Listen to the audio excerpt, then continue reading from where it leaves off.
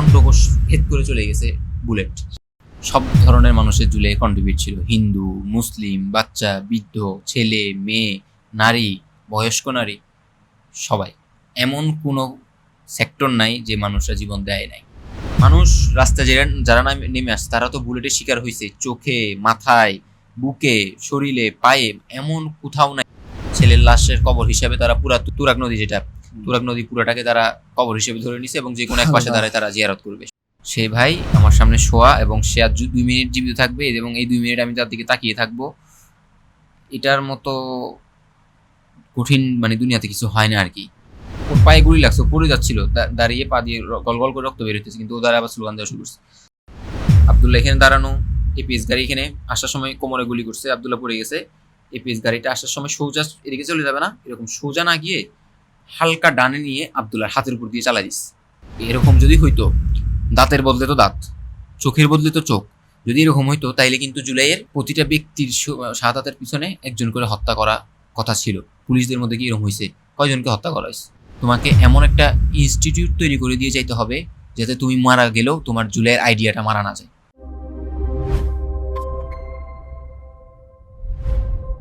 আসসালামু আলাইকুম ওরহমতুল্লাহি ওবরাকাতুহ। ইতিহাসের প্রতিটি বিচ্ছিন্ন বিন্দুর পিছনে লুকিয়ে থাকে গভীর সত্য। 24শে জুলাইয়ের রক্ত, রাজপথের লড়াই আর আজকের এই স্বাধীন বাতাস, সবকিছু কি আসলে একসুতোই গাথা? স্বাগত জানাচ্ছি আমাদের ব্র্যান্ড নিউ পডকাস্ট ইনসাইটে। সাথে আছি আমি ইখলাস আল ফাহিম। আজ আমাদের প্রথম এপিসোডে এই সবগুলো বিন্দুকে একসাথে এক সুতোয় গাঁথতে অতিথি হিসেবে আছেন সাধারণ আলেম সমাজের সাধারণ সম্পাদক আকিফ আবদুল্লাহ। আমি স্বাগত জানাচ্ছি আকিফ আবদুল্লাহকে আজকের আমাদের এই পডকাস্টে। আজকের এই বিশেষ বিষয়ে সরাসরি তোমার কাছে আমি প্রশ্নে চলে যেতে চাই। প্রথমত, মাদ্রাসা ছাত্রদেরকে তো স্বাভাবিকত মূলধারা থেকে বিচ্ছিন্ন বলা হয়। তো কি এমন হলো জুলাইতে যার কারণে মাদ্রাসা ছাত্ররা এই যাত্রাবাড়ির মতো একটা ফ্রন্ট লাইনের মতো জায়গায় এত বড় প্রতিরোধ গড়ে তুললো জুলাইতে? কি কারণ ছিল? তাদের তো কোনো চাওয়া পাওয়া ছিল না, রাষ্ট্রের কাছে কোনো কিছুই ছিল না। তো এই কি জিনিস তাদেরকে উদ্বুদ্ধ করলো? এটা আমার প্রথম প্রশ্ন। তাহলে আমার বইটা নিয়েই ওখান থেকে শুরু করি, তাইলে উত্তর পেয়ে যাবেন। হ্যাঁ, আমাদের জুলাইয়ের আবাবিল বইয়ে প্রথম অধ্যায়ের নাম হচ্ছে আচ্ছা, তোমার বই আসতে যাচ্ছে যেটার নাম জুলাইয়ের আবাবিল। সেই জুলাইয়ের আবাবিল বইয়ের প্রথম অধ্যায়ের নাম হচ্ছে বৈষম্য বিরোধী ছাত্র আন্দোলন, এরপর 2টা ডট দিয়ে যে বৈষম্য আমাদের। অর্থাৎ জুলাইয়ে প্রথমটা শুরু হয়েছিল কোটা আন্দোলন দিয়ে, আর কোটা আন্দোলনটা মূলত ভার্সিটির ছাত্র, পাবলিক ভার্সিটি যারা ছাত্র রয়েছে তাদের। তাহলে এমন কি হইল যে মাদ্রাসার ছাত্রদের নামতে হইল? কারণ তারা তো সরকারি কোনো কিছু পায়ও না, সরকারি কিছু মূলধারাতে তারা থাকেও না। তো এই যে বৈষম্য আমাদের, এই কথাটার মধ্যেই মূলত আপনার প্রশ্নের উত্তরটা। সেটা হচ্ছে, আপনি দেখেন সরকার কি করলো। সরকার কোটার মাধ্যমে পাবলিক বিশ্ববিদ্যালয়ের ছাত্রদের কি করতেছে, তাদের মেধার উপরে নজর না দিয়ে তাদেরকে চাকরি থেকে দূরে রাখতেছে। আর মাদ্রাসার ছাত্রদের যে বৈষম্য, সেটা হচ্ছে তারা সরকার বা এই দেশের জন্য অবদান রেখে আসতেছে, কিন্তু তাদেরকে কখনো কি করা হয়নি, এই যে দেশের জনগণ, এটা তাদেরকে মনেই করতে দেওয়া হয়নি এবং তাদেরকে এই সমাজের না মানুষ বানাই ফেলা হয়েছে। তো যার কারণে একটা বৈষম্য তাদের সাথে ছিল। তারপরে আপনি দেখেন শাপলাতে যখন এতগুলা ছাত্র ভাই মারা গেল, শহীদ হইল, তখন কিন্তু সরকার এটাকে বলছে একটা শুয়ে আছে রক্ত মেখে দূরে পালাই গেছে। এই যে একটা মিথ্যাচার এবং না মানুষ বানানো, এটাও একটা বৈষম্য এবং এই বৈষম্যটার শিকার দিন দিন হয়ে আসতেছে, এখনো হয়ে আসতেছে কইমাদের ছাত্ররা, যে তাদেরকে সরকার বৈষম্য দৃষ্টিতে দেখে। সেই জায়গা থেকে হাসিনার প্রতি পাবলিক বিশ্ববিদ্যালয়, প্রাইভেট বিশ্ববিদ্যালয়, ইসলামপন্থী, বামপন্থী সবার একটা আগুন তার দিকে ধেয়ে আসছে এবং সেটার কারণে জুলাই হয়েছে। আচ্ছা, তো আন্দোলনের পরে যে পরিবর্তন আমরা আশা করছিলাম, যে বড় গণ অভ্যুত্থান হলো, এরপরে দেশ পরিবর্তন হয়ে যাবে অনেক কিছু, এই আন্দোলনের পরে কতটুকু চেঞ্জ হয়েছে বলে মনে করতেছো তুমি? চেঞ্জ অনেক জায়গায়, ধরেন 90% জায়গাতেই হয় নাই, হয়তো 10% হয়েছে। এবং এটার পিছনে আমি মনে করি আর কি, যে একটা জুলাই যেহেতু সবার ছিল, এই সবাইকে নিয়ে না চলতে পারাটাই জুলাই সবচেয়ে বড় ব্যর্থতা। আপনি যখন জুলাইয়ের পরে সরকার গঠন হওয়া, সেখানে দেখেন আপনি সরকার গঠন হওয়ার পরে সরকার রানিং করানো, এই বিষয়গুলোতে কিন্তু ধাপে ধাপে মাইনাসের একটা চেষ্টা ছিল। ইসলামপন্থীদেরকে পাবলিক বিশ্ববিদ্যালয়ের ছাত্ররা প্রাইভেট ইউনিভার্সিটির ছাত্রদেরকে বাদ দিয়ে দিতেছে। এইভাবে মূলধারার মধ্যে সবাইকে সম্পৃক্ত না করার কারণেই অনেক জায়গায় আমরা ব্যর্থ হয়েছি। এবং আমার কাছে এটা হচ্ছে আপনার প্রশ্নের উত্তর দিতে গিয়ে কিন্তু আমার কাছে সবচেয়ে বড় ব্যর্থতা হচ্ছে জুলাইকে মানুষের সামনে না নিয়ে আসতে পারা। আজকে দেখেন, আজকে কয় তারিখ? আজকে আমরা যখন 30 কথা জুন। বলতেছি 30শে জুন। তো 30শে জুন ইনু যে অপরাধী আওয়ামী লীগের, তাকে কুষ্টিয়ার 6টা হত্যা মামলা কি দেওয়া হয়েছে? 10 বছরের কারাদণ্ড দেওয়া হয়েছে। 6জনকে হত্যার শাস্তি কত? 10 বছর। তো আপনি এখানে যদি এভাবে চিন্তা করেন, মানুষ কিন্তু এটার বিরুদ্ধে দাঁড়াবে না। কেন দাঁড়াবে না? মানে মানুষের এটার প্রতি রাগ জন্মাবে না। কেন জন্মাবে না? কারণ হচ্ছে সে জানে না এই 6জনকে কিভাবে হত্যা করা হয়েছে এবং এই 6জনটা কে। এই জায়গায় যদি আবু সাইদ হইতো, মুগ্ধ হইতো, তাদেরকে তো সবাই চিনে, তাদের গল্পটা জানে, তাদের ত্যাগ তিতিক্ষাটা জানে। তো মানুষ কিন্তু খুবই হইতো যে আবু সাইদকে হত্যা করা হইলো, তার বদলে তাকে 10 বছর কেন দেওয়া হচ্ছে। কিন্তু কুষ্টিয়ার 6টা হত্যা মামলা 5 আগস্ট সেখানে শহীদ হয়েছে 6জন। ওই যে 6জনের মানুষ নাম জানে না, তার ত্যাগ তিতিক্ষাটা জানে না, যার কারণে মানুষের কিন্তু এটা নিয়ে কোনো মাথা ব্যথা নাই। আচ্ছা, ভালো কথা। মানে এই প্রসঙ্গেই মনে পড়লো যে হচ্ছে তোমাকে এইটাও জিজ্ঞাসা করা যেতে পারে যে মানে জুলাই পুলিশ বা হচ্ছে সরকার দলীয় লোক কতভাবে মানুষকে মেরেছে, মানে কত জায়গায় কিভাবে মেরেছে, এরকম একটা সম্ভবত তুমি একটা কথা বলছিলা। তো ওই আলাপটা তুমি যদি করতে। এটা তো সবচেয়ে জরুরি আলাপ। ওই যে মানুষকে জানানো হয় নাই, তো না জানানোর কারণ, এটা না জানানো তো ইচ্ছা করে না, এটা একটা প্রজেক্ট যে আমরা জুলাইকে মানুষের সামনে আসতে দিব না। তো না দিলে কি হবে এটা আপনাকে আগে বুঝতে হবে, তারপরে আপনি জানলে কি হবে এটার ইফেক্ট বুঝবেন। দুইটা জিনিস, একটা হলো না জানলে কি হবে। এটার জন্য একটু ঘুরিয়ে পেঁচিয়ে সহজভাবে আমি করি। সেটা হচ্ছে, দেখেন জুলাই কোথায় কোথায় আন্দোলন হয়েছে? সারা বাংলাদেশের প্রতিটা রাস্তায় হয়েছে? তা হয়নি। হয়েছে শহরগুলোতে, ঢাকাতে বেশি হয়েছে।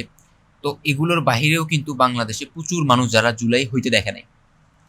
এই হইতে দেখে নাই এমন মানুষ 2 ধরনের। আমরা 3 ধরনের মানুষের কথা বলবো। একটা হচ্ছে জুলাই যারা করেছে, রাস্তায় ছিল, এটা আমার মা, আমার বাবা, আমার ছোট ভাইটা, আমার ছোট বোনটা, যে কেউ যারা রাস্তায় ছিল, যে কোনোভাবে রাস্তায় এসেছে, এই এক ধরনের মানুষের কথা শেষ। আর 2 ধরনের মধ্যে এক ধরনের মানুষ হচ্ছে যারা, এই 2 ধরনের মানুষ হচ্ছে জুলাই দেখে নাই।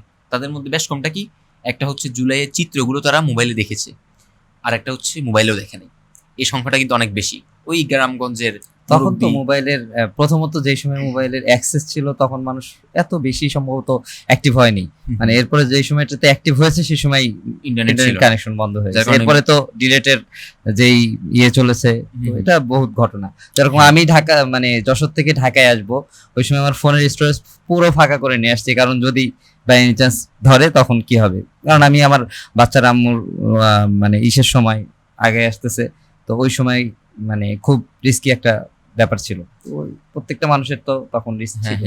তো এখানে যেটা হয়েছে, এই যে দুই ধরনের মানুষ যারা হচ্ছে জুলাই দেখে নাই, মোবাইলে দেখেছে, কিন্তু এখন মোটামুটি জুলাইয়ের পরবর্তী সময়ে এসে তারা কিন্তু জুলাইটাও দেখতেছে এবং হচ্ছে আওয়ামী লীগের প্রপাগান্ডাটাও দেখতেছে। তাহলে জুলাই দেখতেছে কতটুকু? জুলাই কি সবাই জুলাই বলতেছে? জুলাই ত্যাগের কথা বলতেছে না। যার কারণে সে জুলাইটা দেখতেছে 1%, আর 99% দেখতেছে আওয়ামী লীগের প্রপাগান্ডা। আর আওয়ামী লীগের প্রপাগান্ডাটা কি?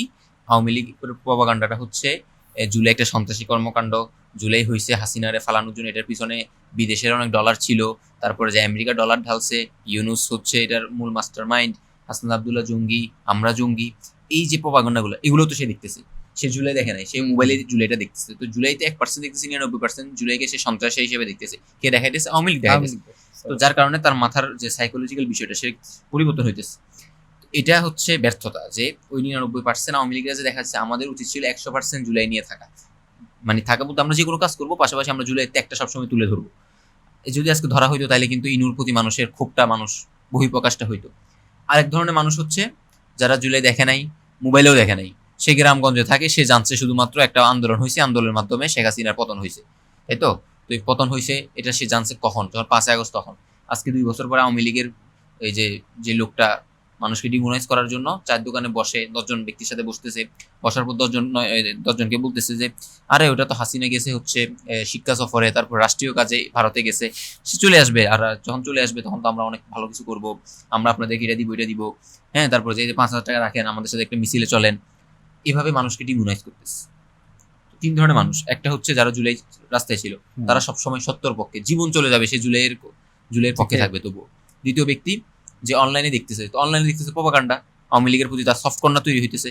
সফট কর্নার তৈরি না হওয়ার জন্য যে ত্যাগটা এবং তাদের বিভৎসতা দেখানো দরকার ছিল, সেই জায়গায় আমরা ফেল করছি, আমরা সবাই ফেল করছি। আমি একার চেষ্টা কতটুকু পারবো বলেন, মানে আমি তো অনেক এটা বড় কেউ না। আমাদের জাতিগত ফেইলিয়ার। হ্যাঁ, জাতিগত ফেলিয়ার। আর তৃতীয় ব্যক্তি, সে তো হচ্ছে গ্রামগঞ্জের একটা মানুষ, যে মোবাইল স্বাভাবিকভাবে সে দেখে না, কাজ করে খায়, তাকে জায়গায় জায়গায় জায়গায় এগুলো বোঝানো হইতেছে এবং হচ্ছে জুলাইকে সন্ত্রাসী কর্মকাণ্ড হিসেবে দেখে। কিন্তু জুলাই তো কোনো কর্মকাণ্ড মানে সন্ত্রাসী কর্মকাণ্ড হয় নাই। হ্যাঁ হয়েছে, আওয়ামী লীগ করছে। আপনি যে প্রশ্নটা করছেন সেটা হচ্ছে আওয়ামী লীগ কিভাবে কিভাবে মানুষ মেরেছে। আওয়ামী লীগ আগুনে পুড়ে মানুষকে মারছে। আওয়ামী লীগ আশুলিয়ায়, তারপরে যাই হচ্ছে লালমনিরহাটে, এভাবে আরো একটা জায়গায় আগুনে পুড়ে মারছে। 3 জায়গায় আমি পাইছিলাম, 3 না 4 জায়গায় পাইছিলাম। তো আগুনে পুড়ে এতগুলো মানুষকে মারছে। তারপরে যাই হচ্ছে ছুরি দিয়ে পেটের ভিতরে ঢুকাই মানুষ মারছে। মানে আপনার কাছে মনে হতে শুধু বুলেট না, ছুরি দিয়ে মারছে। বগুড়ার শহীদ সাব্বির তার নাম, আশা করি সাব্বিরই হওয়ার কথা, আমার মাথায় নামটা ঠিক আসতেছে না। ছোট্ট ছেলে, একদম ছোট্ট ছেলে, বয়স 12 বা 13 বছর হবে। তো 5 আগস্ট মিছিল শেষ করে, মানে বিজয় মিছিল শেষ করে বাসায় ফিরতেছিল তারা কয়েকজনকে ধরে আওয়ামী লীগ বেঁধে রাখছে একটা ঘরের ভিতরে। সেখানে তাকে ছুরি, মানে কথা কাটাকাটি বা এই যে চিল্লা পাল্লার মধ্যে এক ছুরি মেরে দিয়েছে। ছোট্ট ছেলে, রক্তক্ষরণ হতে মারা গেছে। এবং ওর সাথে অন্যান্য যারা ছিল তারা এগুলো সাক্ষী দিচ্ছে, এগুলোর বিচার প্রক্রিয়াধীন, কিন্তু ওই বিচারের মধ্যে তালম তামাশা। তারপরে যাই মানুষ রাস্তায় যারা নেমে আসছে, তারা তো বুলেটের শিকার হয়েছে, চোখে, মাথায়, বুকে, শরীরে, পায়ে, এমন কোথাও নাই। আমি আপনাকে আমার মোবাইলে এটা বলে ফেলতেছি, এটা আমি কখনো বলি নাই। আমার মোবাইলে এমন দৃশ্য আছে, ঢাকা মেডিকেলের ডাক্তার, তিনি আমাকে ফেক আইডি দিয়ে মেসেজ দিয়েছেন যে ভাই আমি ঢাকা মেডিকেলের ডাক্তার, আমি আপনার সাথে একটু কথা বলতে চাই। ফেক আইডি, আমি কথা বলতে চাই নাই, কিন্তু উনি বলতে যে খুবই জরুরি, আমি কিছু জিনিস আপনাকে দিতে চাই, কিছু প্রমাণ যেগুলো খুব কাজে লাগবে। তো আমি ভাবলাম যে দেখি কি বলে। হ্যাঁ বলেন। উনি বলতেছে আমার কাছে, আমি যেহেতু ডাক্তার, আমার কাছে জুলাইয়ের কিছু বিভৎস ছবি আছে, সেগুলো একটু আপনাকে দিচ্ছি, এগুলো আপনি হয়তো কোনো কাজে লাগবে। আমাকে দিছে। ছবিগুলা মধ্যে একটা ছবি ছিল, আমি বলতে কিভাবে বলবো আমি জানি না, অন্ডকোষ ভেদ করে চলে গেছে বুলেট। মানে আপনি বুঝতেছেন আমি কি বলতেছি আপনাকে? এটা ছবি আপনাকে দেখাইলে আপনি তো এখানে থাকতে পারবেন না। আমি ওগুলো পাবলিক করা সম্ভব না আমাদের। হ্যাঁ, তারপরে যাই হচ্ছে কিভাবে বলবো, একদম নিতম্ব এবং অন্ডকোষের মাঝখানে একটা খালি জায়গা থাকে, সেখানে বুলেট ঢুকে গেছে, ফুটো হয়ে আছে। ওই ছবিটা উনি আমাকে পাঠাইছে। উনি সার্জারি ছিল, উনি তুলছে, নাম লেখা আছে ওখানে। ওই ব্যক্তি থেকে আমি খুঁজতেছি যে তাদের নিয়ে আমার কাজ আছে, তাদেরকে তুলে নিয়ে আসতে হবে। তো এই বুলেট তো সব জায়গায় করছে, বুলেট সব জায়গায় মারছে, কিন্তু ছাদের মধ্যে একটা মেয়ে দাঁড়িয়ে আছে, ছোট্ট মেয়ে, বড় মেয়ে, কেউ ছাড়া পায়নি। রিয়া গোপ, বয়স কত, 4 বছর, ছাদে, নারায়ণগঞ্জের ছাদে দাঁড়িয়ে আছে, সেখানে তাকে গুলি করে হত্যা করা হইলো। এটা হলো 4 বছরের বাচ্চার কথা। 16 বছরের নাসিমা আক্তার, তার বিয়ে হওয়ার কথা ডিসেম্বরে। বিয়ের জন্য যে শাড়িগুলো কিনা হয়েছে, যে কসমেটিকগুলো কিনা হয়েছে, আমরা নোয়াখালীতে গিয়ে দেখেছি তার বৃদ্ধ মা ওই জিনিসগুলো জড়িয়ে ধরে কান্না করতেছে, আমরা দেখেছি। তো ওই মেয়ে কয়তলা উপরে, 10 তলা উপরে দেখতে গেছে যে কি হচ্ছে। ওই 10 তলা উপরে হেলিকপ্টার থেকে গুলি করে তাকে হত্যা করা হয়েছে। এটা হচ্ছে হত্যার আর একটা বিবরণ। তারপরে পুড়িয়ে মেরেছে যাদের, তাদের তো ওই যে সুজন, সজয়, হ্যাঁ, এদের নাম তো আপনারা জানেনই। এরপরে লাশ গুম করা, মানে একটা তো হচ্ছে হত্যা করেছে, এরপর পরিবার তার লাশটা পাবে, কবরটা পাবে, কবরে গিয়ে কান্না হলে করতে পারবে আমার ছেলে এখানে আছে, এটা ফিল করতে পারবে। আর এমন পরিবার আছে যারা তার ছেলের লাশটা কোথায় এটাও জানে না। একজন মাকে দেখা গেছিল যে সে এক জায়গায় দাঁড়িয়ে, মানে কাঁদতো একটা গাছের নিচে, পরে দেখা গেছে ঘুরে ওই গাছের নিচে তার ছেলের লাশ পাওয়া গেছে। শহীদ সুহেল রানার কথা বলতেছেন। তো শহীদ হৃদয়ের লাশ কোথায়? শহীদ হৃদয়ের লাশ এখনো পায় নাই পরিবার। তো পরিবারের মুরব্বী তো, মানে ওই গাড়ি ঘোড়া বুঝে না, টাঙ্গাইল, তাদের বাড়ি টাঙ্গাইল থেকে ঢাকাও আসা হয় না, কিন্তু ঢাকায় 2-1 বার যতবার আসছে, ছেলের লাশের কবর হিসাবে তারা পুরা তুরাগ নদী, যেটা তুরাগ নদী পুরোটাকে তারা কবর হিসেবে ধরে নিছে, এবং যে কোনো এক পাশে দাঁড়ায় তারা জিয়ারত করবে, সমস্যা নেই। মানে মনে করতেছে এটা পুরোটা আমার ছেলের কবর। তো আওয়ামী লীগের নৃশংসতার কথা কতভাবে যে বর্ণনা করা যাবে, মানে আওয়ামী লীগের নৃশংসতার কথা বলতে গিয়ে যদি একটা বই লেখা হয়, এখানে এগুলো সব ভরে যাবে। কি বই দিয়ে এতভাবে বর্ণনা করা যায়? আমরা তো 51টা জেলায় গেছি বাংলাদেশে, শুধুমাত্র জুলাইয়ের বর্ণনা, জুলাইয়ের 15 বছরের তো হিসাব ছাড়া। হ্যাঁ, এবং জুলাই এত নৃশংস, এই হিসাবটা লেখা দরকার ছিল। আমরা তো ছোট ছিলাম, আমরা বুঝি নাই, কিন্তু এখন থেকে যে কোনো অন্যায় আমরা লিখবো, যাতে অন্যায়ের প্রতিবাদ তো ইমানের একটা অংশ। এটা যখন একটা চ্যাপ্টার তৈরি হবে, তখন আর জালেম হয়ে ওঠার প্রক্রিয়া মানুষের মধ্যে থাকবে না। জুলাইয়ের ভিতরে তোমার কোন গল্প, মানে কোন ঘটনা যেটা তোমাকে খুব বেশি নাড়া দেয়, তোমার এখনো মনে হয় যে হচ্ছে তুমি এটার স্মৃতিচারণে তুমি বিমূঢ় হয়ে পড়ো, তোমার মুষড়ে পড়ো, এরকম কোন কোন স্মৃতি আছে? আমার মানসিকভাবে আমি একটু মানে জুলাইটার অনেক কথা জানার কারণে একটু মানসিকভাবেই হয়ে গেছে এরকম যে কোনো কিছুর মধ্যে জুলাই টানে নিয়ে আসি, এটা হয়ে গেছে আমার। হাঁটতেছি, একটা ছেলেকে দেখছি, তাকে দেখতে কোনো একটা শহীদের চেহারার সাথে মিলে যায়। এভাবে হয়, অনেক কিছুই হয়, অনেক বর্ণনাও আছে, এগুলোর পিছনে থাক, ওইদিকে না যাই। তবে স্মৃতিতে কিছু জিনিস আছে যেগুলো একটু মানে একটা হচ্ছে মানে নিয়ে কান্নাকাটি করছে, আর কিছু জিনিস আছে মানেই নিতে পারি না, আরে ভাই এটা কেমনে হয়। আহ, এর মধ্যে কিছু বর্ণনা মূলত আমার কাছে বেশি কষ্ট লাগছিল।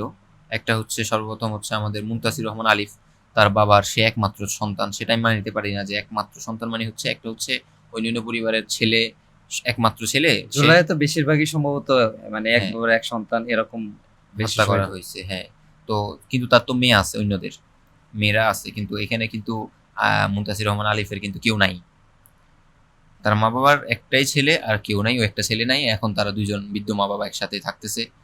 তারা তারা যখন আল্লাহ তালা একদিন না একদিন তো নিয়ে যাবে দুনিয়া থেকে, তারা নিয়ে গেলে তাদের আর কেউ নাই, এটা মানে নিতে পারি না। আর হচ্ছে শহীদ নাহিদের বিষয়টা আমি মানে নিতে পারি না। দুইজন এমন শহীদ, দুইজন আরো আছে, মানে আমি দুইজনের কথা আলাদাভাবে মেনশন করে বলতেছি আর কি। ঘটনা একটু বল। হ্যাঁ, যে দুইজন যারা হচ্ছে বুলেটে বিদ্ধ হওয়ার পরে তাদেরকে আগুনের তাপও সহ্য করতে হয়েছে, আগুনও সহ্য করতে হয়েছে। একটা আল্লাহ। হচ্ছে যাত্রাবাড়িতে আপনারা দেখছেন যে একটা ছেলেকে অনেকক্ষণ পিটানো হইলো, তারপর পিটানোর পরে তাকে ছেড়ে দেওয়া হলো, সে দৌড় মারে যাচ্ছে, পিছন থেকে গুলি করার পর সে পড়ে গেছে। সেটা হচ্ছে মাবরুর, শহীদ মাবরুর। নারায়ণগঞ্জ থেকে সে আন্দোলনে যুক্ত হয়েছিল, আস্তে আস্তে যাত্রাবাড়ি আসছে, এরপরে এই ঘটনা হইলো। তো মাবরুরের মা আমাদেরকে যে দুঃখের কথাটা বলেছিলেন যে আমার ছেলে, তাকে প্রথমে মারলো, মানে তার সাথে কয়টা ঘটনা হয়েছে আপনি একটু ধাপে ধাপে চিন্তা করেন। প্রথমে তাকে বেদর মারা মারছে, মারার পরে ছেলেকে ছেড়ে দিছে। ছেলেটা তো আশা করি মনের মধ্যে একবার হলেও চিন্তা করছে 1-2 সেকেন্ডে যে আমি বেঁচে গেছি, আলহামদুলিল্লাহ বলে দৌড়টা দিছে। এরপরে তৃতীয় ধাপে তাকে গুলি করা হইলো, হুম। গুলিটা পিছন দিক দিয়ে ঢুকে এই লাঞ্চটা একদম ফুটো হয়ে বাইরে গেছিল, একবার একটা টানে গেছে। তো এরপরে ঘটনায় কি হলো, ছেলেটা পড়ে গেল। ও যে পড়ছে, ভিডিওটা আপনি আবার দেখবেন আজকে, সে যে পড়ছে ওই পাশে দুই তিনটা গাড়ি আগুন জ্বলতেছিল, হুম। 2-3টা গাড়ি আগুন জ্বলতেছিল, যে ওই আগুনগুলা ওর গায়ে লাগছিল। মাবরুরের এক পাশটা পুড়ে গেছিল, তার হালকা, ওটা হালকা পুড়ছে। তো এর থেকেও বেশি পুড়ে গেছিল হচ্ছে শহীদ নাহিদের। নাহিদ 17 বছরের একটা যুবক, আহ, দ্বিতীয় বর্ষ পড়তেছিল, কওমি মাদ্রাসার সন্তান। তার বাবাও বড় একজন আলেম, ভাইও বড় আলেম, মিরপুরে একটা মাদ্রাসার বড় মাদ্রাসার মুহতামিম। তো নাহিদের বয়সটা হলো 17, অনেক 17 হইলে ওর শরীর বড় হয়ে গেছিল আর কি। একটু মোটা ছিল। নাহিদের, ও খুলনায় ছিল, মাদ্রাসায় খুলনায় পড়ালেখা করতো। তো খুলনাতে ছিল, জুলাইয়ের শুরুর দিকে খুলনায় অ্যাটেন্ড করতো প্রতিদিন, 16, 17, 18 তারিখ। এমনকি 18 তারিখ ওর কানের পাশ দিয়ে একটা বুলেট গেছে।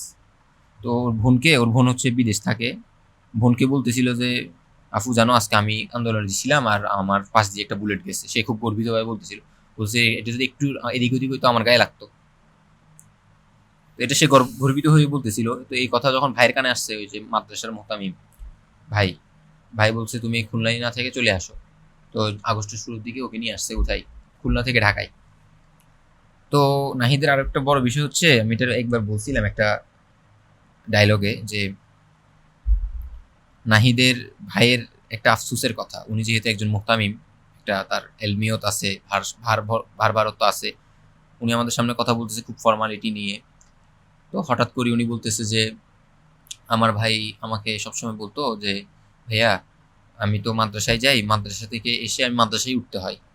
কারণ কেন, ওই যে ভাই মাদ্রাসার মুহতামিম, উনি এখানে থাকে, ওনার বাসা ভাড়া নেওয়ার টাকা নাই। তো মাদ্রাসা থেকে এসে মাদ্রাসায় উঠতে হয়, এটা আমার ভালো লাগে না। তো ওনার ভাই বলতেছিল যে এখন আমার বাসা আছে কিন্তু আমার ভাইটা নাই। এই কথাটা আমাদেরকে খুব কষ্ট দিছিল আর কি, এটা মানে নেওয়ার মতো লাগে না। উনি, ওনার চেহারার দিকে তাকানো যাচ্ছিল না আর কি, সবচেয়ে বড় কথা হচ্ছে এটা। তো ওই যে নাহিদ আসার পরে মাদ্রাসায় উঠতে হবে, এজন্য সে মাদ্রাসায় উঠে নেই, সে উঠছে হচ্ছে তার চাচিদের বাসায় আদাবরে। নাহিদের বাবা মা ছিল না, ওই ভাই তাকে পালতো, মা বাবা মারা গেছিল একসাথে অনেকটা কাছাকাছি সময়ে। এই জন্য ওর বাবা মা না থাকার কারণে ওর পড়ালেখাতে একটু অমনোযোগ ছিল। তো এই আদাবরে 5ই আগস্ট, আদাবর থানাটা আসলে দেখছেন একদম রাস্তার সাথে এরকম বিল্ডিং মিলানো। 5ই আগস্ট মানুষ মিছিলে আসছে রাস্তাঘাটে। তো পুলিশ কি করছে, ফায়ারিং করতে করতে উপর থেকে নিচে নামছে। তো এই যে ফায়ারিং করছে, একটা গুলি লাগছে হচ্ছে পায়ে, নাহিদের পায়ে লাগছে। পায়ে লাগার পরে সে ওই রক্ত ঝরতেছে, আর সে হচ্ছে এভাবে পায়ে রক্ত চাপ দিয়ে ধরে ওখানে মার্কেট আছে নিচতলায়, মার্কেটে ওখানে সিঁড়ি আছে, সিঁড়িতে বসে গেছে, এরকম ধরে এরকম করে বসে আছে, পড়ে যাচ্ছে আর কি, তাই হাত দিয়ে কোনো রকম বসা, একটু মোটা সোটা ছিল। এরপরে পুলিশ নামতেছিল না, নামছে, নামি ওকে পাইছে। ওখানে ওই সিঁড়ির সামনে 2-3টা গাড়ি ছিল পুলিশের, ওই গাড়িগুলোতে পুলিশ আগুন ধরাই দিছে নিজে নিজে, ভিডিও আছে এগুলার। ছাত্রদের দোষ দেওয়ার জন্য। যে কোনো ভাবে ওরা মানে গাড়িতে আগুন দেওয়ার পরে সিঁড়িতে বসা, বিষয়টা বুঝেন আপনি, এটা হচ্ছে গাড়ির রাস্তা, এখানে সিঁড়ি একটু উঁচু। তো পুলিশ এখানে নাহিদ সিঁড়ির উপরে, ওকে লাথি মেরে নিচে ফেলে দিছে, মোটা শরীর গড়াই গড়াই হচ্ছে পড়ে গেছে হচ্ছে গাড়ির সাথে, মানে গাড়ির কাছে আসি ঠেকছে, গাড়ি আগুন উপর থেকে ধরতে নিচে আসছে, ও লড়তে পারতেছিল না আর, রক্ত খনন হতে হইতে পরে ওর এই পুরা পাশটা পুড়ে গেছিল, একদম পুড়ে গেছে। তো ওর ভাই বলতেছিল যে ওর ভাই ও খুব সুন্দর চেহারার অধিকারী, মাশাল্লাহ। ও বলতেছিল আমার ছোট ভাইটা অনেক সুন্দর চেহারার অধিকারী ছিল, কিন্তু শেষ সময় ওর এই চেহারা আমি মানে নিতে পারি না আর কি। এগুলো মাদ্রাসার ছাত্র যাদের কথা বললাম, মাদ্রাসার ছাত্রদেরই ত্যাগ তিতিক্ষা, মানে মাদ্রাসার ছাত্রদেরকে নিয়ে তাদের ত্যাগ তিতিক্ষা নিয়ে বলতে গেলে আসলে অনেক বলা যাবে, তারা এক এক ভাবে রিপ্রেজেন্ট প্রথম তো হচ্ছে ছাত্রদের তো কোনো ইয়ে ছিল না, হয়, কোনো রাষ্ট্রের কাছে কিছু পাওয়ার ছিল না, কিছু চাওয়ার ছিল না। তারা একবারেই আহ, কোনো ধরনের পাওনা ছাড়াই রাষ্ট্রে নেমেছিল। এটাই অন্ততপক্ষে তাদের রক্তের বদলে হইলেও এবার একটা পরিবর্তন আসা উচিত, যে কওমি মাদ্রাসার সন্তানরা রাষ্ট্র থেকে তাদের ন্যায্য অধিকারটা পাবে। আচ্ছা, আমরা এই আলাপ বাদ দিই, আমরা হচ্ছে আবার জুলাইতে ফিরে আসি। যদি জুলাই আবার ফেরত আসতো, যদি জুলাইয়ের সেই দিনগুলা ফেরত পাইতে, তাহলে মনে হয় কোন কাজ তুমি একটু ভিন্নভাবে করতে চাইতে? মনে হতো যে এই কাজটা অন্যরকম ভাবে করলে তোমার মানে জুলাইটা আরো ভিন্ন রকম হইতে পারতো। জুলাই এখন ধরেন আবার হইলো, সাথে সাথে আমি সর্বপ্রথম এই কাজটা করতাম যে আমি আহতদের চিকিৎসা নিশ্চিত করব। আমার যদি এই ক্ষমতা দেওয়া হইতো যে হ্যাঁ তুমি মুক্তিযুদ্ধ মন্ত্রণালয় বা স্বাস্থ্য মন্ত্রণালয় ডিল করো, আমি সর্বপ্রথম ঘোষণা দিয়ে ফেলতাম যে সারা বাংলাদেশে আহতদের জন্য চিকিৎসা নিশ্চিত করতে হবে, এবং এটার জন্য যত প্রসেস করা লাগবে, কারণ জুলাইয়ের পরে এরকম প্রচুর শহীদ হয়েছে যারা চিকিৎসার অভাবে। আমরা শহীদদের গল্প অনেক বেশি শুনি, জানি, কিন্তু বেশিরভাগ যে জিনিসটা আসে না আহতদের গল্প, আহতদের ঘটনা আমরা খুব কম দেখি, মানে আছে খুবই কম। তো তোমার কাছে কি মনে হয় যে মানে তোমার কাছে এরকম কোনো গল্প থাকবে বা ঘটনা থাকবে যেখানে তুমি জানো যে ঘটনাটা অনেক মর্মস্পর্শী, কিন্তু হচ্ছে যেরকম একটা ঘটনা ছিল এরকম যে সম্ভবত শহীদ হাসান জুলাইয়ের 1 বছর পরে চিকিৎসার ইসের পরে, প্রক্রিয়ার পরে আর বাঁচতে পারে না, শাহাদাত বরণ করে। তো এরকম আরো কোনো ঘটনা তুমি যদি বলতে চাও যেটা মনে হয় যে অনেক বেশি ইয়ে হয়? হাসানের গল্প ধরেই বলি, হাসানের বাড়িতে আমরা গিয়েছিলাম, হাসানও মাদ্রাসার ছাত্র, আমি এখন যার গল্প বলবো সেও মাদ্রাসার ছাত্র, আরাফাত। তো হাসানের মা সেনাপ্রধানের সাথে কথা বলতে পারছিল, সেনাপ্রধানের সাথে কথা বলে সেনাপ্রধানের পায়ে ধরে ফেলছিল যে আমার ছেলেটাকে বাঁচান। তো ধরার পরে সেনাপ্রধানও মোটামুটি ওই টাইমে একটু ভালো কাজ করছিল, উনি সিএমএস থেকে হাসানকে পাঠাইছিল হচ্ছে থাইল্যান্ডে, সেখানে একটা হাসপাতালে ভালো চিকিৎসা হচ্ছিল, অনেকটা ভালো হয়ে আসতেছিল। পরে হাসপাতাল চেঞ্জ করার পরে হাসান শাহাদাত বরণ করছিল, এবং তার মা আমাদেরকে বলেছিল যে হাসপাতালটা পরিবর্তন না করলে হয়তো আমার ছেলেটা বাঁচতে পারতো, বা শহীদ হইলেও আমি বলতে পারতাম যে চিকিৎসার অভাবে মারা যায় না, কিন্তু এই যে নতুন হাসপাতালটা ঢুকানো হয়েছিল সেখানে চিকিৎসার অভাব ছিল, এবং পাল্টানোর কারণ ছিল সরকারের কাছে টাকা ছিল না নাকি। এটা হাসানের কথা আপনি বলছেন, এই জন্য বললাম। কিন্তু আমি যার কথা বলার জন্য এত কথা বললাম সেটা হচ্ছে আরাফাত, শহীদ আরাফাতের কথা আমি কয়েক জায়গায় বলেছি, এবং এটা বলার মতো কথা যে আরাফাতের বয়স 12 বছর ছিল, বা একটু বেশি হতে পারে, 12-13 বছরের বেশি না। ওই কিতাবখানায় পড়তো উত্তরাতে, বাসা উত্তরা পরিবারের। তো আরাফাতের স্পিরিটটা অন্যরকম, মানে কেন অন্যরকম, একটা ছাত্র মাদ্রাসার তার ভিতরে আসলে কতটুকু দায় দরদ দেশের প্রতি থাকে এটা আরাফাতকে দেখলে আসলে বোঝা যায়। উত্তরাতে 18 জুলাই শহীদ হয়েছে হচ্ছে মুগ্ধ, হুম। মুগ্ধের জানাজায় আরাফাত অংশগ্রহণ করছিল। বাবা। মানে শহীদ অন্য শহীদের জানাজা পড়ছে আগে। তো আরাফাত পুরা শুরু থেকে মানে দুস্তুর পাগলের মতো আন্দোলন হচ্ছিল। ও 19 জুলাই ও রাবার বুলেট খাইছিল গায়ে, পিঠে। তো ওই ব্যথা নিয়ে সে মাদ্রাসায় আসছিল এবং ছাত্ররা দেখার পরে তারে কিছু ট্রিটমেন্ট এগুলো বের করা, কিছু সাহায্য করছিল। হুজুরা পরে জানতে পারে তারে মাদ্রাসা বেঁধে রাখে যে তুমি যাইতে পারবা না। তো সে মাদ্রাসার মধ্যে একদম হাই হতে শুরু করেছে, না আমি যাবো। সেই 5 আগস্ট যখন বিজয় হয়ে গেল, অর্থাৎ হাসিনা পালাই গেছে, তখন আরাফাত বের হয়ে আসছে, রাজপথে নেমে আসছে। তখন হচ্ছে আজিমপুর থানা থেকে, সরি ওটা উত্তরটা আজমপুর, আজমপুর, ওই আজমপুর থানা থেকে পুলিশগুলি ছুটতেছিল, বাইর হয়ে আসি ছুটতেছিল। তখন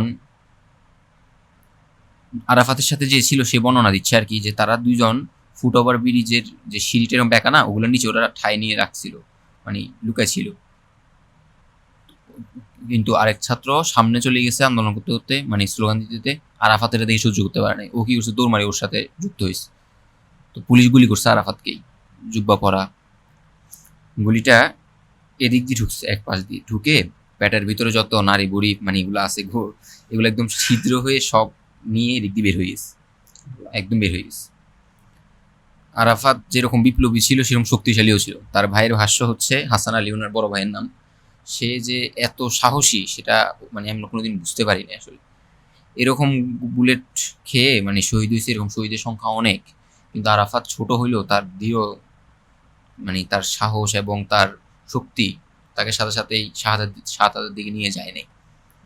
ওই অবস্থায় প্রথমে একটা হাসপাতালে নেওয়া হইলো, সেখান থেকে সিএমএস নেওয়া হলো। তো সিএমএস হচ্ছে, এটা হচ্ছে বেশ সামরিক হাসপাতাল আর কি, মানে হচ্ছে সেনাবাহিনীর। ওখানে নিয়ে তাকে ফেলে রাখা হয়েছিল, প্রথমে সিট দেওয়া হচ্ছিল না। বৈষম্যটা শুরু হয় ওখান থেকে। মাদ্রাসা ছাত্রদের সাথে বৈষম্য আগেও ছিল, এখনো ছিল, এটার একদম জলযন্ত্র আছে। এই জলযন্ত্র প্রমাণটা হচ্ছে আরাফাত। তো তাকে ভর্তি করানো হইলো। তার পাশে নাহিদ নামে একটা ছেলেকে কি করা হইতো, ট্রিটমেন্ট দেওয়া হইতো, নাহিদ এবং আরাফাত একসাথে। কিন্তু নাহিদকে সব ধরনের যারা সমন্বয়ক ছিল তখন, দায়িত্বে ছিল, উপদেষ্টা ছিল, সবাই দেখতে আসতো, আরাফাতকে কেউ দেখতে আসতো না। ওই নাহিদকে দেখার পরে পাশেই যে আরাফাতের সিট, আরাফাতকে দেখতো না। আরাফাতের সার্জারি হইলো মেরুদণ্ডে, এখানে এগুলো কেটে এগুলো জোড়াতাড়ি লাগানো হইতো, আবার ফুটো হয়ে যেত। তো খাবার খেলে এদিক দিয়ে বের হয়ে যেত এবং অনেক কষ্ট করছে। তো ওনার ভাই আমাদেরকে যে বর্ণনা দিছিলেন, আমি হয়তো শহীদদের ইন্টারভিউ নেওয়ার টাইমে, একটা হচ্ছে আমি ইন্টারভিউ নিয়ে বের হয়ে গেছি, তখন আমি ওনার মায়ের কথা বা ওনার বাবার কথা বা ওই শহীদের কথা চিন্তা করতে করতে আমি কান্না করতেছি, এরকম অনেক সময় হয়। কিন্তু পরিবারের সামনে আমি একটু শক্ত থাকি, কারণ আমিও যদি কান্না শুরু করি উনি স্বাভাবিক ভালো থাকতে পারবে না। কিন্তু আমার মনে হয় আমি সবচেয়ে বেশি কান্না করছি আরাফাতের ভাইয়ের সামনে। ওনার বাবাও ছিল, হাসান আলী। তো উনি বলতেছিল যে আমার ভাইকে তো আমি বড় করছি, আমি তোর বয়স তো অনেক বড়, তো এই বড় করছি সবসময় একটু শাসনেই রাখতাম, যেহেতু বয়সের একটা বেশি ব্যবধান, একটু শাসনের মধ্যে দিয়ে বড় হয়েছে। কখনো বুঝতে পারি নাই যে শাসন করাটা পরবর্তী আমার জন্য কষ্টের কারণ হয়ে দাঁড়াবে। তো 22শে ডিসেম্বর 2024 সাল, তখন হচ্ছে একদিন বাসায় আসছে, সিএমএস থেকে কল দেওয়া হয়েছে হাসান আলীকে, দিয়ে বলল যে আপনার ভাইয়ের অবস্থা খারাপ, হয়তো বেশিক্ষণ মানে আমরা রাখতে পারবো না, একটু দ্রুত আসেন। হঠাৎ করে উনি কথা শুনে ওনার মাথায় তো আকাশ ভেঙে পড়ছে, দৌড়াই গেল। গিয়ে যখন আইসিইউতে ঢুকছে তখন বলতেছিল আর কি যে আপনার ভাই আর হয়তো 2 মিনিট জীবিত থাকবে, তো 2 মিনিট সময় আছে তার হাতে। অর্থাৎ আরাফাতের ভাই বলতেছিল যে আমার ভাইরে আমি আজ ছোটকাল থেকে বড় করছি, বকা দিচ্ছি, শাসন করছি, আদর করছি, সে ভাই আমার সামনে শোয়া এবং সে আর 2 মিনিট জীবিত থাকবে এবং এই 2 মিনিট আমি তার দিকে তাকিয়ে থাকবো, এটার মতো কঠিন মানে দুনিয়াতে কিছু হয় না আর কি। তো এই হাসান আলী এই কথাগুলো যখন বলতেছিল, উনি তো একটু বড় মাপের মানুষ, মানে হচ্ছে শক্তিশালী মানুষ, উনি কান্না করে দিস, অনেক কাঁদছে, আমরা অনেক কাঁদতেছিলাম। তো ওই উনি আমাকে বলতেছিল যে আমি চিন্তা করতেছিলাম ওই 2 মিনিট আমি কি কি করতে পারি, মানে আমি 2 মিনিট আমার ভাইরে নিয়ে কি কি করতে পারি, এটা চিন্তা করতে করতে 2 মিনিট শেষ হয়ে গেছিল এবং হাত ধরা অবস্থায় কান্না করতেছিল উনি। তখনই ওই যে মেশিনের এরকম দাগ উঠে ওইটা সমান হয়ে গেছে, আরাফাত শাহাদাত বরণ করছিল। এই যে August, September, October, November, December, এই যে 4.5 মাস, 5 মাসের কাছাকাছি, এই পুরো সময়টা রাষ্ট্রীয় বৈষম্যের কারণে আরাফাত শাহাদাত বরণ করছিল। এরকম আরেকটা ঘটনা আছে, একটু বলে ফেলি, সেটা হচ্ছে শহীদ সুজনের। শহীদ সুজন শহীদ কোন সুজন জায়গার? ও হচ্ছে নরসিংদীর। 21শে জুলাই বিজিবির গুলিতে পেটে আঘাতপ্রাপ্ত হয়। তো প্রথম ওকে বিজিবির হাতে তো ওই যে মানে অনেক সীমান্তের যেই বিজিবি, গুলি ওইটা তো থাকে। হ্যাঁ, তো ওগুলো তো লম্বা বুলেট, 7.5 mm, 9.5 mm লম্বা লম্বা বুলেটগুলো, ওগুলো একটাতে মানুষ সাথে সাথে মারা যায়। তো সুজন বেঁচে ছিল। সুজনের ছবি আছে যে এরকম মানে ফাড়া ডাইরেক্ট, ওর এটা সবসময় ফাড়া ছিল, চিকিৎসা করতে হইতো। তো ও শুয়ে থাকতে থাকতে সুজনের পিঠের এই জায়গাগুলা মানে একদম কালো কালো হয়ে হাড্ডি বের হয়ে মানে দেখা যাইতো, এবং এই জায়গাটা থেকে দুর্গন্ধ বের হইতো। দুর্গন্ধ যে বের হইতো, ওনার ভাবি আমাদেরকে বর্ণনাগুলো দিছিল সুজনের, যে ডাক্তাররা যখন ওরকে বিভিন্ন ওষুধ, স্যালাইন, চিকিৎসা বা অপারেশনে আসতো, অপারেশনের জন্য আসলে তো অবশ্যই নাকে মাস্ক পরে আসে, কিন্তু যে কোনোভাবে আসতো, নর্মালি আসতো, নাকে মাস্ক পরে আসতো, এবং চেহারার একটু এক্সপ্রেশন বুঝে যেত যে গন্ধটা তারা পাইতেছে। সুজনের এই জিনিসটা মানে ভাল লাগতো না। সুজন একদিন তার ভাবিকে লাস্ট সময় আর কি, ভাবিকে বলছে, ভাবি ডাক্তাররা যে আইয়ে এরকম করি, নরসিংদী ভাষা উনি আমাকে বর্ণনা দিছিল, তারা নাকে হাত দিয়ে রাখে, তাদের মানে আমার এখান থেকে গন্ধ বাইরে হতে কষ্ট হয়, আমার কাছে এটা ভালো লাগে না, এর থেকে ভালো আমি মরে গেলে ভালো হইতো, আমি শাহাদাত বরণ করলে আমারে আমার বাবার পাশে কবর দিবা, এভাবে বলছিল। ওই রাষ্ট্রীয় চিকিৎসা, আপনি আমাকে বললেন না যে কি করতাম, মানে আমি যদি দায়িত্ব পাইতাম বা একটা গণভ্যুত্থানের পর আমি কি করতাম, আমি এটাই করতাম যে আহতদেরকে দ্রুত কি করো, চিকিৎসার ব্যবস্থা করো, আর শহীদ পরিবারগুলোকে কি করো, দ্রুত পুনর্বাসনের ব্যবস্থা করো। আজকে জুলাই 2 বছর হয়ে গেছে, সরকার অনেক কষ্ট করে ভাতা ভাতা এগুলো চালু মানে হইলো, কিন্তু এখনো পুনর্বাসনে কোনো খোঁজ খবর নাই। এবং এটাকে জুলাই পরিবারগুলোকে এমনভাবে দেখানো হইতেছে যে তারা খুব বড় অপরাধী, তারা রাষ্ট্র থেকে অনেক কিছু চায়। তারা আসলে রাষ্ট্র থেকে অনেক কিছু চায় না, তারা রাষ্ট্র থেকে একটু নিরাপত্তা চায়। তো নিরাপত্তার জন্য যেখানে আবাসন দেওয়া যায় সরকার থেকে উদ্যোগ নিতে হবে, কারণ দিন শেষে 1400টা পরিবার, 1400 তো পরিবার আমরা পাই নাই, পাইলাম আমরা 865 জন বা এরকম। তো এই যে 850 বা 835টা পরিবার, এই পরিবারগুলোকে সরকারের মানে দেখভাল করা, পুনর্বাসন করা অনেক কঠিন কাজ না। কেন কঠিন কাজ না? আপনি যদি এইভাবে চিন্তা করেন যে জুলাই হয়েছে, এই 865 জন জীবন দিছে, 835 জনের জীবনের বিনিময়ে পুরা বাংলাদেশের সব কিছু চেঞ্জ হয়ে গেল। কি চেঞ্জ হইলো? 24 সালে একটা নির্বাচন হয়েছে, 26 সালে আসে আবার একটা নির্বাচন হয়েছে, 4 বছরের আগেই। এই নির্বাচনে করার জন্য কোটি কোটি টাকার হিসাব নিকাশ, তারপরে বিদেশ থেকে রাজনৈতিক নেতারা দেশে চলে আসছে, তারা প্রধান হয়ে গেছে সরকারের, যেখানে তারা থাকার কথা ছিল বাহিরেই। অনেকে এমপি হয়ে গেছে ফাঁসির কাষ্ট থেকে এসে। এভাবে চিন্তা করলে কিন্তু মানে আপনি মানে এগুলো কোনো কোনো কাজই না। কিন্তু দেখবেন ঠিক ওই জুলাইকে যে ওয়েতে জীবিত রাখা যাবে না, ওই পন্থা অবলম্বন করে জুলাইকে মুছে দেওয়ার যে পন্থা, ওই পন্থায় আগাইতেছে, এবং পরিবারগুলোর পাশে কেউ নাই, এটাই বাস্তব। জুলাই আন্দোলনের মূল স্পিরিট ছিল বৈষম্যহীন সমাজ গঠন। তো তোমার কি মনে হয় যে আমরা এই জায়গাতে কি বৈষম্যহীন রাষ্ট্র কি গঠন করতে পেরেছি, নাকি এর থেকে মূল স্পিরিট থেকে আমরা আসলে দূরেই সরে গেছি? কারণ অলরেডি হচ্ছে 2 বছর পার হয়ে গেছে জুলাইয়ের, আর একটা জুলাই আসন্ন। So, এই এতদিনেও কি এটার কোনো চেঞ্জ বা কিছু দেখছো কিনা? বৈষম্য দূর হয় নাই। বৈষম্য কেন দূর হয় নাই? নতুন সরকার এসেছে, তারা প্রতিটা জেলা প্রশাসক নিয়োগ দিছে নিজের দলের, তাহলে বৈষম্য কেমন দূর হইল? জনগণের কাতার থেকে তারা দেখে না, তারা দলের লেন্স থেকে দেখে। অর্থাৎ সে যে সরকার আসে সে মনে করে আমার দলের যে লোকবল আছে তারাই হচ্ছে মানুষ, তাদেরকে আমরা ব্যবহার করব সরকারি ক্ষেত্রে সব জায়গায়। আর যে ব্যক্তিটা সাধারণ নাগরিক সরকারি চাকরি করে, সে যদি একটু সরকারের পক্ষে থাকে, সরকারের সাফাই গায়, তাকে আরো পদোন্নতি দেওয়া হয়। আর যে ব্যক্তিরা সাফাই গায় না, তাকে সরকার ওই তার অবস্থানে ফেলে রাখে, তাকে আগাইতে দেয় না। এটা হয়ে আসতেছে। এখন এটা কি সরকারি কেন্দ্রীয় পর্যায়ে অর্থাৎ মন্ত্রণালয় ভিত্তিক সমস্যা, নাকি হচ্ছে তৃণমূলে এই যে পাতি নেতা থাকে, এদের সমস্যা, এটা একটা ফাইন্ড আউট করার বিষয় আছে। বৈষম্য দূর হয় নাই। মাদ্রাসার ক্ষেত্রে যদি বলি, মাদ্রাসার ক্ষেত্রে সবচেয়ে বড় বৈষম্য, এতগুলো ছাত্র, তারা সরকার থেকে শিক্ষা খাতে কিছু পায় না। স্বাস্থ্য খাতেও তো পাই না বলতে, স্বাস্থ্য খাত বলতে সে হাসপাতালে গেলে কিছু পাবে, তো হাসপাতাল থেকে যে মাসিক বা 6 মাসে একটা চিকিৎসা এবং দেখভাল, এগুলো যে মাদ্রাসায় এসে করবে, এরকম কোনো পরিবেশ তৈরি হয় নাই। এরপরে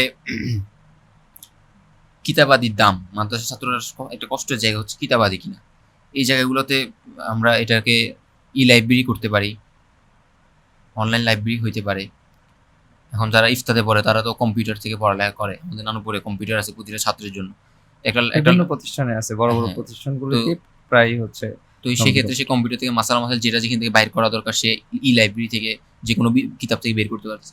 অনেক পদক্ষেপ গ্রহণ করা যায়, কিন্তু এগুলোতে সদিচ্ছা নাই। সদিচ্ছার একটা আগ্রহ না থাকা এবং হচ্ছে যে আমি বলবো বৈষম্য থেকে যাওয়া, এটা তো আমাদের কপাল পোড়া আর কি। আমরা কপাল পোড়া জাতি, ট্যাগ না ধরে রাখলে আসলে আপনি কিছুই টিকে রাখতে পারবেন না। আর বাঙালি জাতি ত্যাগটা ভুলে যায়। আন্দোলনের সময়, জুলাই আন্দোলনের সবচেয়ে সাহসী মানুষ হিসেবে তুমি কাকে মানে রেট করবা, যে কোন মানুষটাকে তুমি সবচেয়ে বেশি সাহসী হিসেবে দেখছো? জুলাইয়ের প্রতিটা মানুষ সাহসী, আমি এখানে আলাদাভাবে ধরতে চাইবো না, এটা খুব বড় অপরাধ হয়ে যাবে। কেন জানেন? আপনি একটু চোখ বন্ধ করে চিন্তা করেন, আমরা এখন একটা এই যে জায়গাটাতে আসি, সামনে তো রাস্তা আছে, রাস্তার এক পাশ থেকে একজন এরকম সারিবদ্ধ ভাবে দাঁড়িয়ে গুলি করতেছে, আর আমরা সামনে যাই ইট মারতেছি। এই সময় এটা সম্ভব? আমি পারবো, আপনি পারবেন? কিন্তু জুলাইকে আমরা জানি পারছি, আমি জানি না আমরা কিভাবে পারছি। আমার কাছে মানে বুঝি না আমি আসলে ওই সময় কি কাজ করছে আমাদের ভিতরে। তো কিন্তু এরকম শহীদ হয়েছে, আহত হয়েছে, এর বাহিরে এরকম প্রচুর মানুষের যারা বেঁচে আসছে, কিন্তু সে কিন্তু বুলেটের মুখে দাঁড়াইছে এবং তার আশেপাশ দিয়ে বুলেট ঘেসে গেছে, অথবা কারো গায়ে লেগেছে বা দেওয়ালে লেগেছে, বা লোহা ফুটো হয়ে বের হয়ে গেছে, দোকানে শাটার ফুটো হয়ে বের হয়ে গেছে, এবং গল্পের অভাব নাই। তো প্রতিটা ব্যক্তি সাহসী ছিল। কিভাবে জানি এটা বুলেটের বিরুদ্ধে আমরা ইট পাটকেল নিয়ে প্রতিরোধ করে দাঁড়িয়েছিলাম, এটা আমরা আসলে বলতে পারি না। এটা আল্লাহর সাহায্য। আন্দোলনের পরে সবচেয়ে বেশি লাভবান হয়েছে কারা? কোন শ্রেণীর লোক বেশি লাভবান হয়েছে তোমার মনে হয়? মানে বেনিফিশিয়ারি হয়েছে যারা আন্দোলনে ছিল না তারা। কেন বলতেছি? এটা একটা বাংলাদেশের প্রেক্ষাপট। আপনি চিন্তা করেন, ৭১ সালে বাংলাদেশের জন্ম, স্বাধীনতা যুদ্ধ হইল। যুদ্ধ হওয়ার পরে সরকার গঠন করলো কে? শেখ মুজিবুর রহমান। সে কি মুক্তিযুদ্ধের সময় ছিল? মুক্তিযুদ্ধের ত্যাগ তিতিক্ষা এখানে কি হয়েছে ও জানতো না। তো সে সরকার গঠন করার কারণে সে বাকশাল হয়ে উঠলো এবং ৭৫-এ সেনাদের হাতে সে জীবন দিল। একই প্রেক্ষাপট আপনি আবার আসেন, জিয়াউর রহমান দেশের মানুষ, মুক্তিযুদ্ধের মানুষ, সে দেশ চালাচ্ছে। তখন প্রত্যাবর্তন হইল কার? হাসিনা এরপর আবার সরকারও গঠন করলো।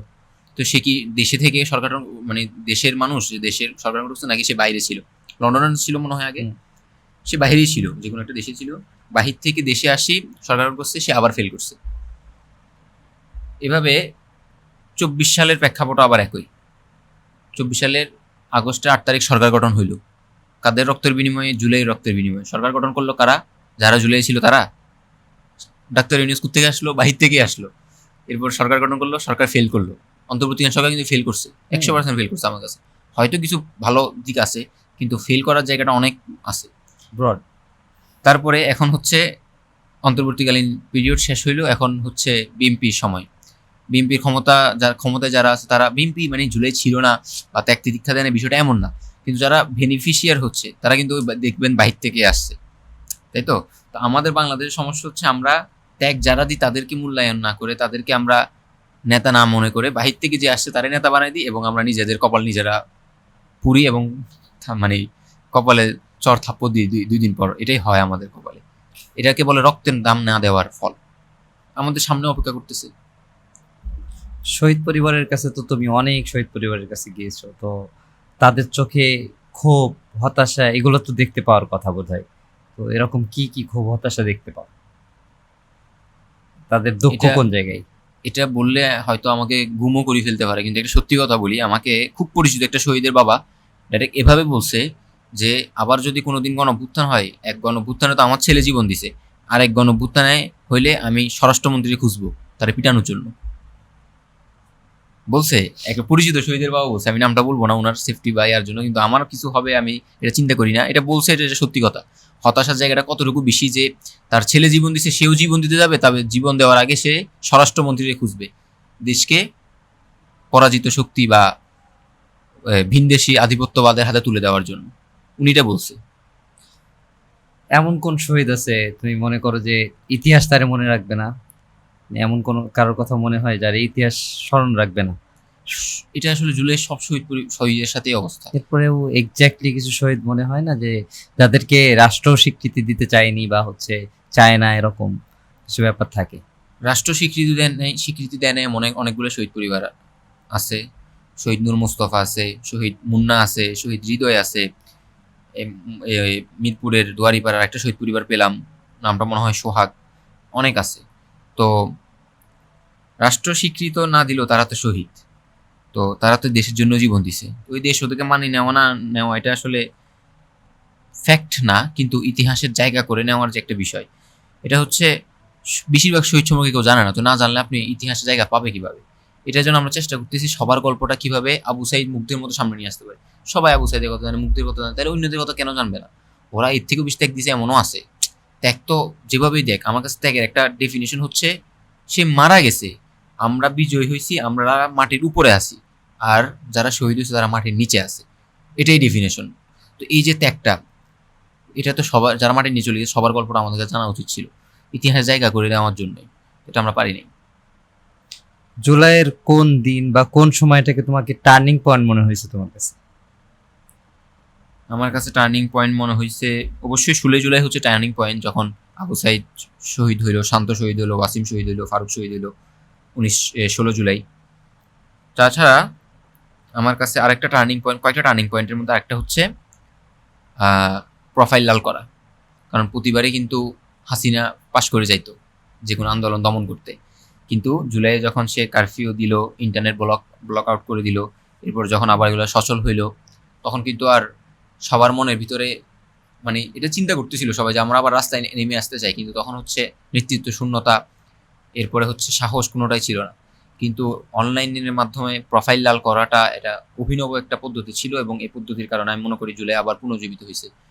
কয়েকটা জায়গায় জুলাই পুনর্জীবিত হয়েছে, সবারটা বলা উচিত, নাহলে আমি বেইনসাফি করব। প্রথমে পাবলিক বিশ্ববিদ্যালয়ের থেকে শুরু হইলো, এরপর পাবলিক বিশ্ববিদ্যালয় বন্ধ করে দেওয়ার কারণে আন্দোলন স্থিমিত হইতে যাচ্ছে। তখন আবার প্রাইভেট বিশ্ববিদ্যালয়ের ছাত্ররা 18 জুলাই নেমে আসলো। 18 জুলাই বৃহস্পতিবার রাত সন্ধ্যার সময় তখন হচ্ছে নেট বন্ধ করে দেওয়া হলো। আবার আন্দোলন স্থিমিত হওয়ার আশঙ্কা তৈরি হইলো, নেট নাই, আন্দোলন চালাবে কে? কিন্তু তখন 19 জুলাই আবার মাদ্রাসার ছাত্ররা আবার বিলের মতো নেমে এসে আবার আন্দোলনকে কি করলো? পুনর্জীবিত করলো। তারপরে নেট বন্ধ, কিছুদিন আন্দোলন চললো, কিন্তু লম্বা সময় কারফিউ, ইন্টারনেট ব্লক আউট হওয়ার কারণে সব জায়গায় বিচ্ছিন্নভাবে আন্দোলন চালানো যাচ্ছিল না, এবং প্রচুর শাহাদাত বরণ করতেছিল যাদেরকে গুম করা হচ্ছিল। কারণ ওই টাইমটাতে কিন্তু আমরা লাশের সংখ্যাটা, আমরা মিসিং যে একটা সংখ্যা, ওইটা কিন্তু তখনই হয়েছে। রামপুরাতে, বাড্ডাতে, যাত্রাবাড়িতে, সাইনবোর্ডে, এই জায়গায় প্রচুর কিলিং হয়েছে, যাদেরকে গুম করে ফেলা হয়েছে, নদীতে ফেলে দেওয়া হয়েছে। 5 আগস্ট একজন শাহাদাত বরণ করছে, অনেকদিন পর তাকে নারায়ণগঞ্জের একটা নদীতে পাওয়া গেছিল, নামটা এখন ঠিক মনে আসতেছে না আমার। এরকম হয়েছে। তো এরপরে যখন অনলাইন সচল হলো, আবার ব্যতিক্রমীভাবে প্রোফাইল লাল করার মধ্যে আবার পুনর্জীবিত হইলো। এরপর আগস্টের শুরুতে, হ্যাঁ, আমরা হচ্ছে 2 আগস্ট, 3 আগস্ট, এই মানে ওই যে প্রোফাইল থেকে লাল করা থেকে আমরা আবার সেদিকে রাস্তায় অল্প অল্প নেমে আসে। 3 আগস্ট আমরা আবার ভালোভাবে নেমে আসলাম এক দফার কারণে। এরপর 5 তারিখ ইসলামপন্থীদের একটা বড় অবদান ছিল গণভবন দখল করা নিয়ে, কারণ গণভবন দখল করার কোনো কর্মসূচি ছিল না সেই সময়। কর্মসূচি ছিল কি? লং মার্চ টু ঢাকা, ওরা শাহবাগে কি করবে? জমায়েত হবে। কিন্তু ইসলামপন্থীদের কথা ছিল বিজয় যেহেতু আনতে হবে, আর বিজয় সুশীলতা দিয়ে হবে না। বিজয়ের জন্য যেহেতু সুশীলতা দিয়ে গণ অভ্যুত্থান হয় না, বিপ্লব হয় না। বিপ্লবও হয় না সুশীলতা দিয়ে আসলে গোলামি হয় আমি মনে করি। তো এই যেটা হয়েছে, মানে মানুষের তো আলোচনা চলতেছিল যে আমরা গণভবন দখল করতে যাব, কারণ গণভবন হচ্ছে রাষ্ট্রের একটা মূল কাঠামো, সেখানে যদি আমরা আমাদের দখলদারিত্ব প্রমাণ করতে পারি, তাইলে আমরা রাষ্ট্রের বিজয়টা অর্জন করতে পারবো। তো যার কারণে যেটা হয়েছে, 5 আগস্ট ঘোষণা ছিল লং মার্চ টু ঢাকা, অর্থাৎ শাহবাগে জমায়েত হবে, কিন্তু মানুষ কিন্তু কোনো বাধা মানে নাই, মানুষ গণভবনে দিয়ে গেছে। তো এটাও কিন্তু একটা পুনর্জাগরণ। যদি এরকম হইতো মানুষ সব জমায়েত হইতো শাহবাগে, গণভবন দিয়ে কেউ যাবে না, তাহলে কিন্তু হাসিনা ফেল করতো না। হাসিনা ফেল করার একটা বড়ই কারণ ছিল যে সে জীবনে ভয় পাইতেছিল, যে গোয়েন্দারা তথ্য দিচ্ছিল যে আর 15 মিনিট, আর 20 মিনিট, আর 45 মিনিটের মধ্যে সবাই গণভবনে ঢুকে পড়বে, আপনার জীবন বিপন্ন হতে পারে। তো সে ভয়ে সে ভাগছে। তো এগুলা ওই ছোট ছোট যা বললাম প্রতিটা জিনিসই জুলাইকে পুনরুজ্জীবিত করছে। স্বীকৃতি পাওয়াটা কি গুরুত্বপূর্ণ, মানে শহীদদের যে স্বীকৃতি, এটা কি পাওয়াটা গুরুত্বপূর্ণ, নাকি হচ্ছে তাদের স্মৃতি সংরক্ষণ বা তাদের ডকুমেন্টেশন এটা গুরুত্বপূর্ণ বেশি? প্রথমত অবশ্যই স্বীকৃতি পাওয়া লাগবে, কারণ আমরা আমরা যদি এই লাইনে কাজ করতেছি, চেষ্টা করতেছি, আমরা অন্তপক্ষে চেষ্টার জায়গা থেকে আমাদের যে বোঝাটা আসলো যে জুলাইকে এই মুহূর্তের জীবিত করা থেকেও 15 বছরের পরে এটাকে ঠিক এভাবে রাখা, জুলাইটা যেভাবে হয়েছে সেভাবে তাকে রাখা গুরুত্বপূর্ণ। কেন গুরুত্বপূর্ণ? আজ থেকে 15 বছর পর, অলরেডি তো দেখতেছেন অনেক প্রোপাগান্ডা চলতেছে, তো আজ থেকে 15 বছর পরে প্রশ্ন করা হবে রিয়াগুবকে, আবু সাইদকে। তো আবু সাইদের তো ভিডিও আছে, রিয়াগুবের কি ভিডিও আছে? রিয়াগুব কিভাবে গুলি খাচ্ছে, তার মাথার কোন দিক দিয়ে গুলি ঢুকছে, তারপর তাই কোথায় বিভিন্ন, এগুলো কিন্তু কি নাই, ভিডিও নাই। তো ভিডিও যেহেতু নাই, যে জিনিসগুলা প্রমাণ করে যে রিয়াগুব শাহাদাত বরণ করছে, এই জিনিসগুলো সরকারকে সংরক্ষণ করতে হবে। আর এই সংরক্ষণ করার একটা প্রসেস হচ্ছে স্বীকৃতি। তো স্বীকৃতিটা এজন্য জরুরি।